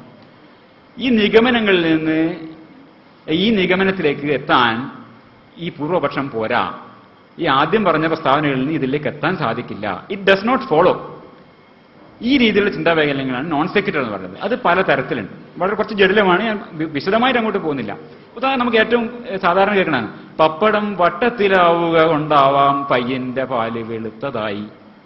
പയ്യന്റെ പാല് വെളുത്തത് കൊണ്ടാവാം പാക്കലം മണ്ണുകൊണ്ടുണ്ടാക്കുന്നു. പാക്കലം മണ്ണുകൊണ്ടായതുകൊണ്ടാവാം പാപ്പുവിൻ പീപ്പിക്ക് പെപ്പരപ്പേ എന്നാണ്. ഇതിന് ഒരു പൊരുത്തവുമില്ല. പപ്പടം വട്ടത്തിലായതുകൊണ്ട് പയ്യന്റെ പാല് വെളുത്തതായി. ഇത് നോൺ സെക്വിറ്റർ എന്ന് പറയും. നോൺ സെക്വിറ്റർ ഇൻ എവരിഡേ സ്പീച്ച് എന്ന് പറയാം. ഒരു ഉദാഹരണം, നോൺ സെക്വിറ്ററിന്റെ ഒരു ഉദാഹരണം. ഒരു കാവ്യഭംഗിക്ക് നല്ലതാണ്, പക്ഷേ ഇത് യുക്തിചിന്തയ്ക്ക് ഉതകുന്നതല്ല. പലതരം നോൺ സെക്വിറ്ററിന്റെ എവരിഡേ സ്പീച്ച് നമ്മൾ പറഞ്ഞു. Fallacy of the undistributed middle അതിന്റെ ഉദാഹരണമാണ്. അതിന് കുറെ എണ്ണമുണ്ട്. അഫേമിംഗ് the consequent, denying the antecedent, അഫേമിംഗ് ഡിസ്ജങ്ക്ട്, denying കൺജങ്ക്ട്. ഈ രീതിയിൽ വിശദമായതിലേക്ക് പോകുന്നില്ല. ഇതിൽ ഒരെണ്ണത്തിന് മാത്രം fallacy of the undistributed middle, അത് മാത്രം നമുക്ക് ഇന്ന് പരിശോധിക്കാം. Men are human, Mary is human, therefore Mary is a man എന്ന് പറയുന്ന തരത്തിലുള്ള ഫാലസി. ഇതിനൊരു ഉദാഹരണമാണ് ഹമീദ് ഷാഹ് മംഗളൂര് പറഞ്ഞത്. Fallacy of the undistributed middle. എല്ലാ എകളും സികളാണ്, എല്ലാ ബികളും സികളാണ്. ഓൾ എസ് ആർ സീസ്, ഓൾ വീസ് ആർ സീസ്. അതിൽ നമുക്ക് സ്വാഭാവികമായി നമുക്ക് തോന്നുന്ന ഒരു കൺക്ലൂഷൻ എന്താണ്? എല്ലാ എകളും ബികളാണ് എന്ന് തോന്നും. പക്ഷെ അതിന് ഒരു അപ്പീലിംഗ് ലോജിക് ഉണ്ട്, പക്ഷെ തെറ്റാണ്. അതൊരു ഫാലസിയാണ്. ഉദാഹരണം ഇതാണ് അദ്ദേഹം പ്രയോഗിച്ചത്. മതത്തിൽ മൂല്യങ്ങളുണ്ട്. അതൊരു ആദ്യ പ്രസ്താവനയാണ്, ഒരു പൂർവപക്ഷം. ഫൗസിയെ മതം ഉപേക്ഷിച്ചു, അതിനാൽ ഫൗസിയെ മൂല്യങ്ങളും ഉപേക്ഷിച്ചിരിക്കുന്നു. ഇതാണ് അദ്ദേഹത്തിന്റെ വാദം. ഇത് നോൺ സെക്വിറ്ററാണ്. ഈ ആദ്യത്തെ മതത്തിൽ മൂല്യങ്ങളുണ്ട് എന്നുള്ളതും ഫൗസിയ മതം, ഈ രണ്ട് പ്രസ്താവനകളിൽ നിന്ന്, ഈ രണ്ട് പൂർവപക്ഷത്തിൽ നിന്ന് നമുക്ക് ഈ ഒരു കൺക്ലൂഷനിലേക്ക് എത്താൻ സാധ്യമല്ല. ഉദാഹരണത്തിന് ഈ ഹാളിൽ ഇരിക്കുന്നവരെല്ലാം രണ്ടുകാലുള്ളവരാണ്, അത് സത്യപ്രസ്താവനയാണ്. ഒട്ടകപ്പക്ഷികൾ രണ്ടുകാലുള്ളവയാണ്, ഇത് രണ്ടും ശരിയാണ്. ഈ ഹാളിൽ ഇരിക്കുന്നവരൊക്കെ ഒട്ടകപ്പക്ഷികളാണ് എന്ന് പറഞ്ഞാൽ അങ്ങനെ ഇരിക്കും. ഇതാണ് നോൺ സെക്വിറ്റർ. ഇതാണ് ഹമീദ് അലിമംഗലൂർ ചെയ്ത ചിന്താവൈകല്യം. ഈ കാർട്ടൂണിലെന്നാണ് പറയുന്നത്. പെൻഗ്വിൻസ് ഒക്കെ ബ്ലാക്ക് ആൻഡ് വൈറ്റ് ആണ്. പല പഴയ ഈ സീരിയലുകൾ അതൊക്കെ ബ്ലാക്ക് ആൻഡ് വൈറ്റ് ആണ്. അതുകൊണ്ട് പെൻഗ്വിനുകൾ പഴയ TV സീരിയലുകളാണ്. ഇങ്ങനെയുള്ള അസംബന്ധമായ സിദ്ധാന്തങ്ങളാണ് ഈ പറയുന്നത്. അതാണ് fallacy of the undistributed middle എന്ന് പറഞ്ഞാൽ. ഇനി വാദം വഴിതിരിക്കാനുള്ള രണ്ട് ഫാലസീസ് ആണ് റെഡ് ഹെറിങ്ങും സ്ട്രോമാൻ. റെഡ് ഹെറിങ് എന്ന് പറഞ്ഞാൽ സാധാരണ രണ്ടർത്ഥമാണ് റെഡ് ഹെറിങ്ങിനുള്ളത്. ഒന്ന്, ഈ ഹെറിങ് മീനിനെ ചൂട് തട്ടി ഉണക്കി അതിനൊരു ഡാർക്ക് ബ്രൗൺ കളറിലാക്കി ആ മീനിനാണ് പറയുക. അതാണ് റെഡ് ഹെറിങ് എന്ന് പറഞ്ഞാൽ. വേറൊരു സംഗതി എന്ന് പറഞ്ഞാൽ ഈ നായകളെ പരിശീലിപ്പിക്കാൻ, വേട്ടനായ്ക്കളെ പരിശീലിക്കാൻ വേണ്ടി ഉപയോഗിക്കുന്ന ഒരു രീതിയുണ്ട്. അതാണ് വേറൊരു റെഡ് ഹെറിംഗ് എന്ന അർത്ഥം. അതാണ് ആ അർത്ഥത്തിലാണ് ഇവിടെ റെഡ് ഹെറിംഗ് എന്ന് പ്രയോഗിക്കുന്നത്. സ്ട്രോ മാനിലേക്ക് നമ്മൾ വരും. ഈ റെഡ് ഹെറിംഗ് എന്താന്ന് പറഞ്ഞാൽ, ഒരു നായ കുറുക്കനെ പിന്തുടരണം, അതാണ് നായയുടെ ജോലി. നായ പഠിപ്പിക്കാൻ ഉദ്ദേശിക്കുന്നത് അതാണ്. അപ്പൊ ആ ഒരു കുറുക്കന്റെ വഴി ഇങ്ങനെ മണം പിന്തുടർന്ന് പോകുന്നതിന്റെ ആ ചാലിലൂടെ ഒരു റെഡ് ഹെറിങ്ങിനെ ഇങ്ങോട്ട് കൊണ്ടുപോകും, വലിച്ചുകൊണ്ടിരും. ഒരു ഉണക്കമീനിനെ കെട്ടിവലിക്കും. ഒരു ഉണക്കമീൻ ന്യായം നമുക്ക് ഇതിനെ പറയാം, റെഡ് ഹെറിംഗ് ന്യായത്തിന്. അപ്പൊ നായ അവിടെ എത്തി വഴിതിരിഞ്ഞു പോയി. അവിടെ അതുവരെ ഈ കുറുക്കന്റെ മണം പിന്തുടർന്ന നായ ഈ പുതിയ മണത്തിന്റെ പിന്നിലേക്ക് വഴിതിരിഞ്ഞു പോകും. ഇത് വാദത്തിനെ വഴിതെറ്റിക്കാനുള്ള ഒരു വഴിയും കൂടിയാണ്. ഇത് ചെയ്യുന്നത് നായ ഇതിൽ പോകരുത്, ഇത് റെഡ് ഹെറിംഗ് ആണ്, ഇതാണ് യഥാർത്ഥം പഠിപ്പിക്കാൻ വേണ്ടി ചെയ്യുന്ന ഒരു ട്രെയിനിങ് രീതിയാണ് ഈ റെഡ് ഹെറിങ്ങിനെ ഉപയോഗിച്ചുകൊണ്ട് ചെയ്യുന്നത്. നമ്മളെവിടെ എന്ത് സംഭവിക്കും? ഒരു വാദം ഇങ്ങനെ പറഞ്ഞുകൊണ്ട് വരുമ്പോൾ ഒരു റെഡ് ഹെറിങ്ങിന് അതിന്റെ എവിടെ കൊണ്ടുവന്നിട്ട് എല്ലാ ആൾക്കാരും പിന്നെ റെഡ് ഹെറിങ്ങിന്റെ പിന്നാലെ പോകും. ഈ ഉണക്കമീൻ ന്യായത്തിന്റെ പിന്നാലെ പോകും. ഇത് നമ്മൾ നെറ്റിൽ കാണുന്ന ഒരു സ്ഥിരം പ്രശ്നമാണ്, ഉണക്കമീൻ ന്യായം. പറഞ്ഞു വന്ന സംഗതികൾ ചർച്ച ഇങ്ങനെ വന്നുകൊണ്ട് വരുമ്പോൾ ഒരു ഉണക്കമീൻ ഒരാൾ കൊണ്ടുവന്നിടും, എല്ലാവരും കൂടി ഉണക്കമീന്റെ പിന്നാലെ പോകും. ഇത് സ്ഥിരമായി നമ്മൾ നെറ്റിൽ ഉപയോഗിക്കുന്ന എല്ലാവർക്കും റെഡ് ഹെറിംഗ് ഫാലസി. അപ്പൊ ആദ്യം പറയാം, ഇത് ഉണക്കമീനാണ് ചങ്ങാതി, ഞങ്ങൾ ഇതിന്റെ പിന്നാലെ ഇല്ല എന്ന് പറയാനുള്ള ധൈര്യം കാണിക്കാനാണ്, പറയാനാണ് നമ്മൾ ഇത് ഇവിടെ പറയുന്നത്. അപ്പൊ ഇതിന്റെ പിന്നാലെ പോകാന്നുള്ളതാണ്. ഇത് ഉദാഹരണം നമ്മൾ അടുത്ത കാലത്ത് പരിണാമ ചർച്ച നടന്നപ്പോൾ NM ഹുസൈന്റെ പരിണാമ ചർച്ചയിൽ ഈ റെഡ് ഹെറിങ്ങിനെ കൊണ്ടുവന്നു. സുശീലിന്റെ ബ്ലോഗിലൊക്കെ വളരെ ഗംഭീരമായി ഒരു പരിണാമത്തിനെ കുറിച്ചുള്ള ചർച്ചകൾ നടന്നുകൊണ്ടിരിക്കുമ്പോൾ നാസ്തികനായ ദൈവത്തിൽ രവീന്ദ്രൻ പറഞ്ഞ ഒരു സത്യമായൊരു കാര്യമാണ്, കൃത്യമായൊരു പ്രസ്താവനയാണ്.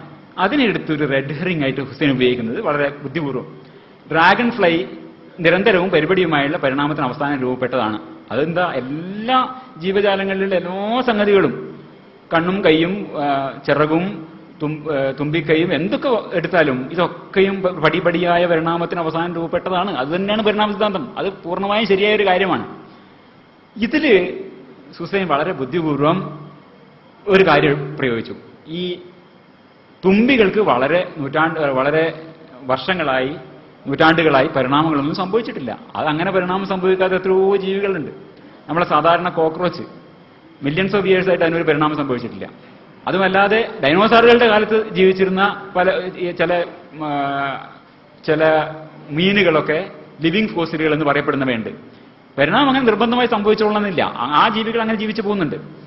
ആ ഒരു സംഗതി ഉപയോഗിച്ചുകൊണ്ട് ഹുസൈൻ ഇതിനെ ഒരു റെഡ് ഹെറിംഗ് ആക്കി മാറ്റി. ഇത് പറഞ്ഞത് ശരിയാണോ? ദശലക്ഷക്കണക്കിന് വർഷങ്ങൾക്ക് മുമ്പുള്ള അതേ തുമ്പികളല്ലേ ഇന്നും ഉള്ളത്? അപ്പോൾ ഇത് പരിണാമമല്ലല്ലോ, ഒരു ദൈവം സൃഷ്ടിച്ചതല്ലേ? എല്ലാവരും ശങ്കിച്ചു. ചർച്ച എവിടെ വഴിമുട്ടി. ചർച്ച മുഴുവൻ എല്ലാവരും പിന്നെ എല്ലാവരും എന്തായി? തുമ്പിച്ചിറകിന്റെ പിന്നാലെയായി. യഥാർത്ഥത്തിൽ ഈ തുമ്പികളും മറ്റ് ഈ കൃത്യമായി fossil rabbits in pre Cambrian എന്ന് പറഞ്ഞ ഒരു സംഗതി ഉണ്ടല്ലോ. പ്രീ കാംബ്രിയൻ, അതായത് വളരെ ഏറ്റവും അടിത്തട്ടിലുള്ള പാറകളിൽ ഏറ്റവും ലളിതമായ ജീവികളും അതിന് മേലെ അതിന് കൂടുതൽ കോംപ്ലക്സ് ആയ ജീവികളും എന്നുള്ള രീതിയുണ്ട്. ഈ തുമ്പിയുടെ കൂടെ ഒരു മനുഷ്യന്റെ കാണാനുണ്ടോ എന്ന് ചോദിച്ചാൽ മതി. അതിൽ ആ ഒരു ചർച്ച വരുന്നതിന് മുമ്പ് ഇതിനെ കംപ്ലീറ്റ് വഴിതിരിച്ചു വിട്ടു. തുമ്പികൾക്ക് പരിണാമം സംഭവിച്ചിട്ടുണ്ടോ ഇല്ലയോ? തുമ്പികൾക്ക് പരിണാമം സംഭവിച്ചിട്ടില്ലെങ്കിൽ എന്തുകൊണ്ട്? ഈ രീതിയിൽ ഇതിനെ ചർച്ച മുഴുവൻ വഴിമാറ്റി കൊണ്ടുപോയി. അത് വളരെ ഇഷ്ടപ്പെട്ടു. ഒരാൾ അതിനെപ്പറ്റി വളരെ വിശദമായി നോക്കുക, എല്ലാവർക്കും ഇനിയിപ്പോൾ ഒന്നും പറയാൻ വേണ്ടില്ല, ഡ്രാഗൺ ഫ്ലൈ വരുന്ന വെച്ചിട്ട് ഇങ്ങനെ പറഞ്ഞു അങ്ങനെ പറഞ്ഞു, ആകെ അത് കൺഫ്യൂഷനാക്കി. ഇതാണ് ഈ ഉണക്കമീൻ സ്ട്രാറ്റജിയുടെ, ഈ റെഡ് ഹെറിംഗ് ഫാലസിയുടെ ഉപയോഗത്തിന്റെ ഒരു രൂപം, ഒരു രീതി. കാരണം ചർച്ചയെ വഴിമാറിപ്പോയി. പിന്നെയൊന്ന് സാധിക്കുന്നത് പെറ്റി ഒബ്ജെക്ഷൻസ്. വളരെ നിസ്സാരമായ എന്തെങ്കിലും ഒരു സംഗതി എടുത്ത് അത് പർവ്വതീകരിച്ച് ചർച്ചയെ വഴിതിരിച്ചു വിട്ടാളെ. ചർച്ചയുടെ പ്രധാന പ്രമേയവുമായി ഒരു ബന്ധവും ഉണ്ടാവില്ല അതിന്. ഉദാഹരണത്തിന് ഇപ്പോൾ ഇതും ഹുസൈൻ നടത്തിയ ഒരു അഭ്യാസമാണ്. ചൊവ്വക്കും ഭൂമിക്കും മധ്യ കറങ്ങുന്ന ചായക്കപ്പിനെ ശക്തിയേറിയ മൈക്രോസ്കോപ്പിന് പോലും കണ്ടുപിടിക്കാൻ പറ്റില്ല എന്ന് എഴുതിയിട്ടുണ്ട്. ദൂരദർശി എന്നുള്ളതിന് പകരം സൂക്ഷ്മദർശി എന്ന് എഴുതി. എന്താ ഇപ്പൊ കുഴപ്പം? അപ്പോൾ അതിനെക്കുറിച്ച് പിന്നെ ചർച്ചയായി, ദിവസങ്ങളോളം ചർച്ച. ഇത് അപ്രസക്തമാണ്. ഇതെന്ത് പറഞ്ഞാലും വലിയ കാര്യമൊന്നുമില്ല. അതിൽ നമ്മൾ പറയാൻ ഉദ്ദേശിക്കുന്നത് ആർഗ്യുമെന്റ് ഫ്രം ഇഗ്നോറൻസ് ആണ്. അതിനെക്കുറിച്ച് പറഞ്ഞപ്പോൾ മൊത്തം ഇത് മൈക്രോസ്കോപ്പാണോ അതോ ടെലസ്കോപ്പാണോ അതിനെപ്പറ്റി ചർച്ച. ഇതാണ് പെറ്റി ഒബ്ജെക്ഷൻ എന്ന് പറയുന്നത്. Petty objection. പിന്നെ സ്ട്രോമാൻ ഫാലസി. ഇതും വളരെ വ്യാപകമായി ഉപയോഗിക്കപ്പെടുന്ന സംഗതിയാണ്. ഒരു വൈക്കോൽ മനുഷ്യനെ ഉണ്ടാക്കാം. നമ്മളൊരു ഒരു കാര്യം പറഞ്ഞാൽ ആ കാര്യത്തിനെ കംപ്ലീറ്റ് വേറൊന്നാക്കി മാറ്റി അതിന്റെ ഒരു വൈക്കോൽ രൂപമുണ്ടാക്കി അതിനെ ആക്രമിച്ച് അതിനെ നിലംപരിശാക്കുക. അപ്പോൾ കാണുന്നവർ കൈയടിക്കാം, ഇതാ നമ്മളത് തറപറ്റിച്ച്. യഥാർത്ഥത്തിലുള്ള വാദത്തിനെ നിഷേധിക്കാൻ അസാധ്യമായിരിക്കുമ്പോൾ ചെയ്യുന്ന ഒരു സൂത്രമാണ് ഈ സ്ട്രോമാൻ ഫാലസി. ഇങ്ങനെയാണ് ചെയ്യാതെ ആദ്യം assemble straw man using distortion, misrepresentation, simplification tools ഒക്കെ ഉള്ള അത് വെച്ചിട്ട് അതിനൊന്നുകിൽ അതിനെ മാറ്റിമറിക്കുക, അതിനെ അമിത ലളിതവൽക്കരിക്കുക, അല്ലെങ്കിൽ വേറൊന്നാക്കി മാറ്റി പറയുക. ഇതിനുശേഷം അതിന് തട്ടി താഴെയിടുക, ക്ലെയിം വിക്ടറി, എല്ലാവരും കൈയടിക്കുക. അങ്ങനെ ഇതിനൊരു ഉദാഹരണം യുക്തിവാദികൾ എല്ലാവരും വേറൊരു വേദിയിലും പറഞ്ഞിട്ടുള്ളതാണിത്. യുക്തിവാദി പ്രസ്ഥാനം കേരളത്തിൽ വന്നപ്പോൾ അതിൻ്റെ ഒരു പ്രഥമമായ ആദ്യത്തെ ഒരു പ്രസിദ്ധീകരണം എന്ന് പറഞ്ഞാൽ യുക്തിവാദിയാണ്. യുക്തിവാദി പ്രസിദ്ധീകരണത്തിനെ കേന്ദ്രീകരിച്ചുകൊണ്ടാണ് കേരളത്തിൽ യുക്തിവാദി പ്രസ്ഥാനം ഉണ്ടായിട്ടുള്ളത്. അതിന്റെ ഒരു മുഖവാക്യമാണ് യുക്തിയേന്തി മനുഷ്യന്റെ ബുദ്ധിശക്തി ഖനിച്ചതിൽ ലഭിച്ചതല്ലാതില്ലൊന്നും ലോകവിജ്ഞാന രാശിയിൽ. ഇത് ഞാൻ മുമ്പ് പറഞ്ഞിട്ടുള്ളതുപോലെ എൻലൈറ്റൻമെന്റിന്റെ ജ്ഞാനോദയത്തിന്റെ മുദ്രാവാക്യമാണ്. മനുഷ്യജ്ഞാനം എങ്ങനെ ഉണ്ടാവുന്നു? പൂർവാചാര്യന്മാർക്ക് സിദ്ധിച്ച ചില സനാതനങ്ങളായ സത്യങ്ങളാണ് മനുഷ്യവിജ്ഞാനത്തിന്റെ കലവറ എന്ന് വിശ്വസിക്കുന്ന കുറേ ആൾക്കാരുണ്ട്. ഒരുപാട് പുണ്യഗ്രന്ഥങ്ങളുടെ പേരിലും മറ്റു ഗ്രന്ഥങ്ങളുടെ പേരിലും നവീനമായ ഗ്രന്ഥങ്ങളുടെ പേരിലും ഒക്കെ ഇത് ഗ്രന്ഥങ്ങളിലെല്ലാം ഉണ്ട്, എല്ലാ വിജ്ഞാനവും ഇവിടെ അടങ്ങിയിരിക്കുന്നു എന്ന് പറയുന്നുണ്ട്. ഇത് ശരിയല്ല എന്നാണ് ഇതിന്റെ ഈ പറയുന്ന മുദ്രാവാക്യത്തിന്റെ അർത്ഥം. മനുഷ്യന്റെ ബുദ്ധിശക്തി ഉണ്ടല്ലോ, ബുദ്ധിശക്തി, അത് യുക്തി എന്ന ആയുധം ഉപയോഗിച്ച് പ്രകൃതി പ്രതിഭാസങ്ങളെ ഖനിച്ചതിൽ നിന്നാണ് അറിവുണ്ടാക്കിയത്. പ്രകൃതിയിലേക്ക് ഇറങ്ങിച്ചെന്ന് ഈ പ്രതിഭാസങ്ങളെ യുക്തി ഉപയോഗിച്ച് അനലൈസ് ചെയ്ത് മനസ്സിലാക്കിയാണ്. അതാണ് ഇതിന്റെ താല്പര്യം, അതാണ് ഈ ആശയം. യുക്തിയേന്തി മനുഷ്യന്റെ ബുദ്ധിശക്തി ധനിച്ചതിൽ ലഭിച്ചതല്ലാതില്ലൊന്നും ലോകവിജ്ഞാന രാശി. ഇതിനെ എതിർക്കേണ്ട ഒരു ആവശ്യം വന്നാൽ എങ്ങനെ എതിർക്കും?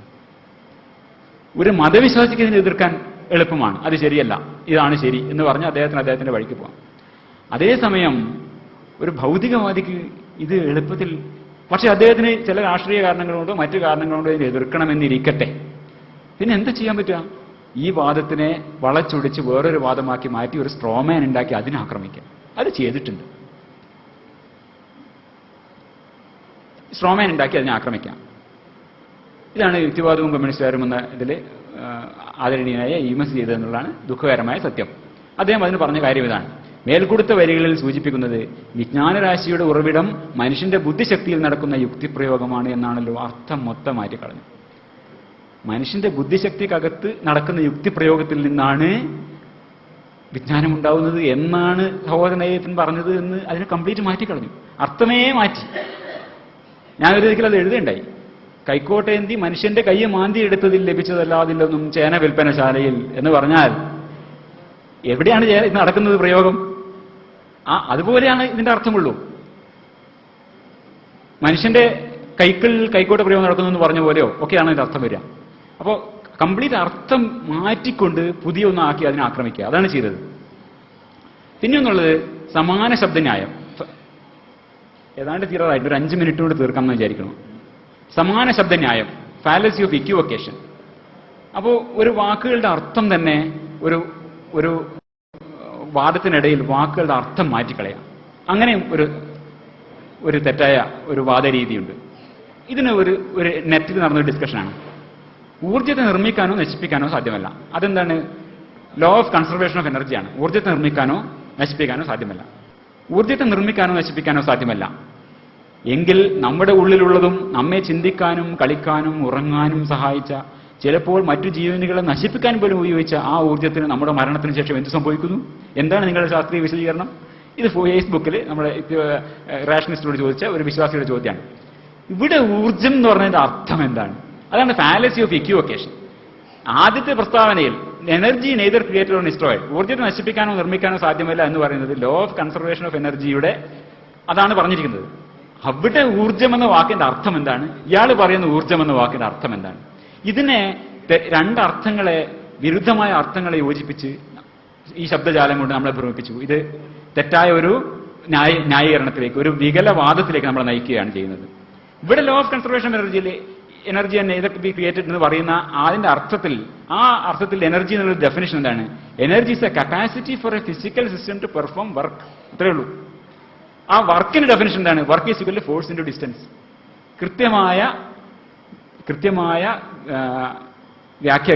അർത്ഥങ്ങളുള്ള, കൃത്യമായ വ്യാഖ്യാനങ്ങളുള്ള, കൃത്യമായ നിർവചനങ്ങളുള്ള വാക്കുകളാണ് ഇവിടെ എനർജി, വർക്ക് എന്നൊക്കെ പറഞ്ഞത്.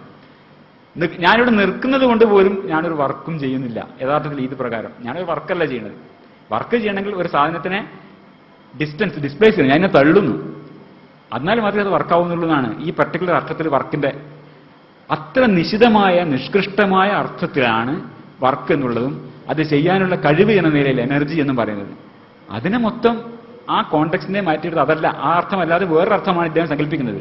Fallacy of ഇക്വിവൊക്കേഷൻ. ഇത് തന്നെയാണ് ഗോത്രയിൽ നടന്ന കലാപങ്ങളുടെ പിന്നാലെ നമ്മൾ കേട്ട every action is bound to have an opposite reaction. ഹർ ക്രിയാക്കെ പ്രതിക്രിയ ഹോത്താ ഹേ.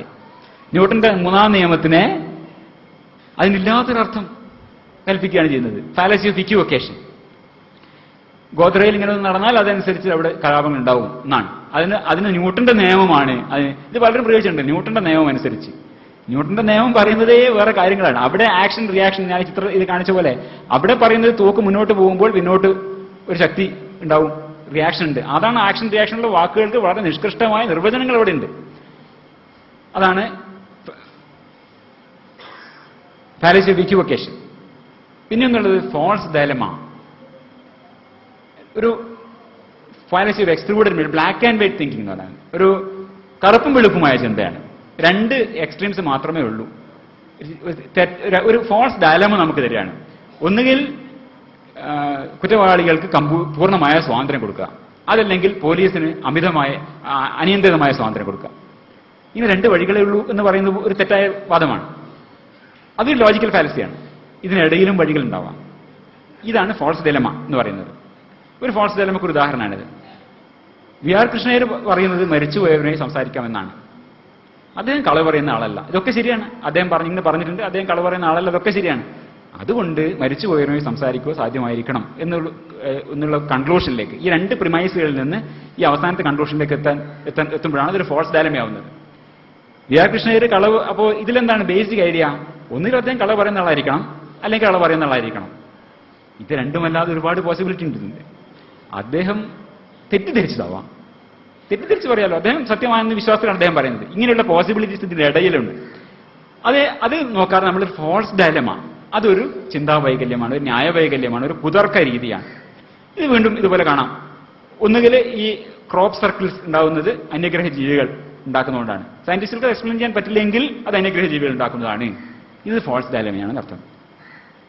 പൊളിറ്റീഷ്യൻസ് ഇങ്ങനെ ഫോൾസ് ഡയലമയുടെ ആൾക്കാരാണ് എന്ന് പറയാനുള്ള ഒരു കാർട്ടൂണാണ്. പിന്നെയുള്ളത് സ്ലിപ്പറി സ്ലോപ്പാണ്.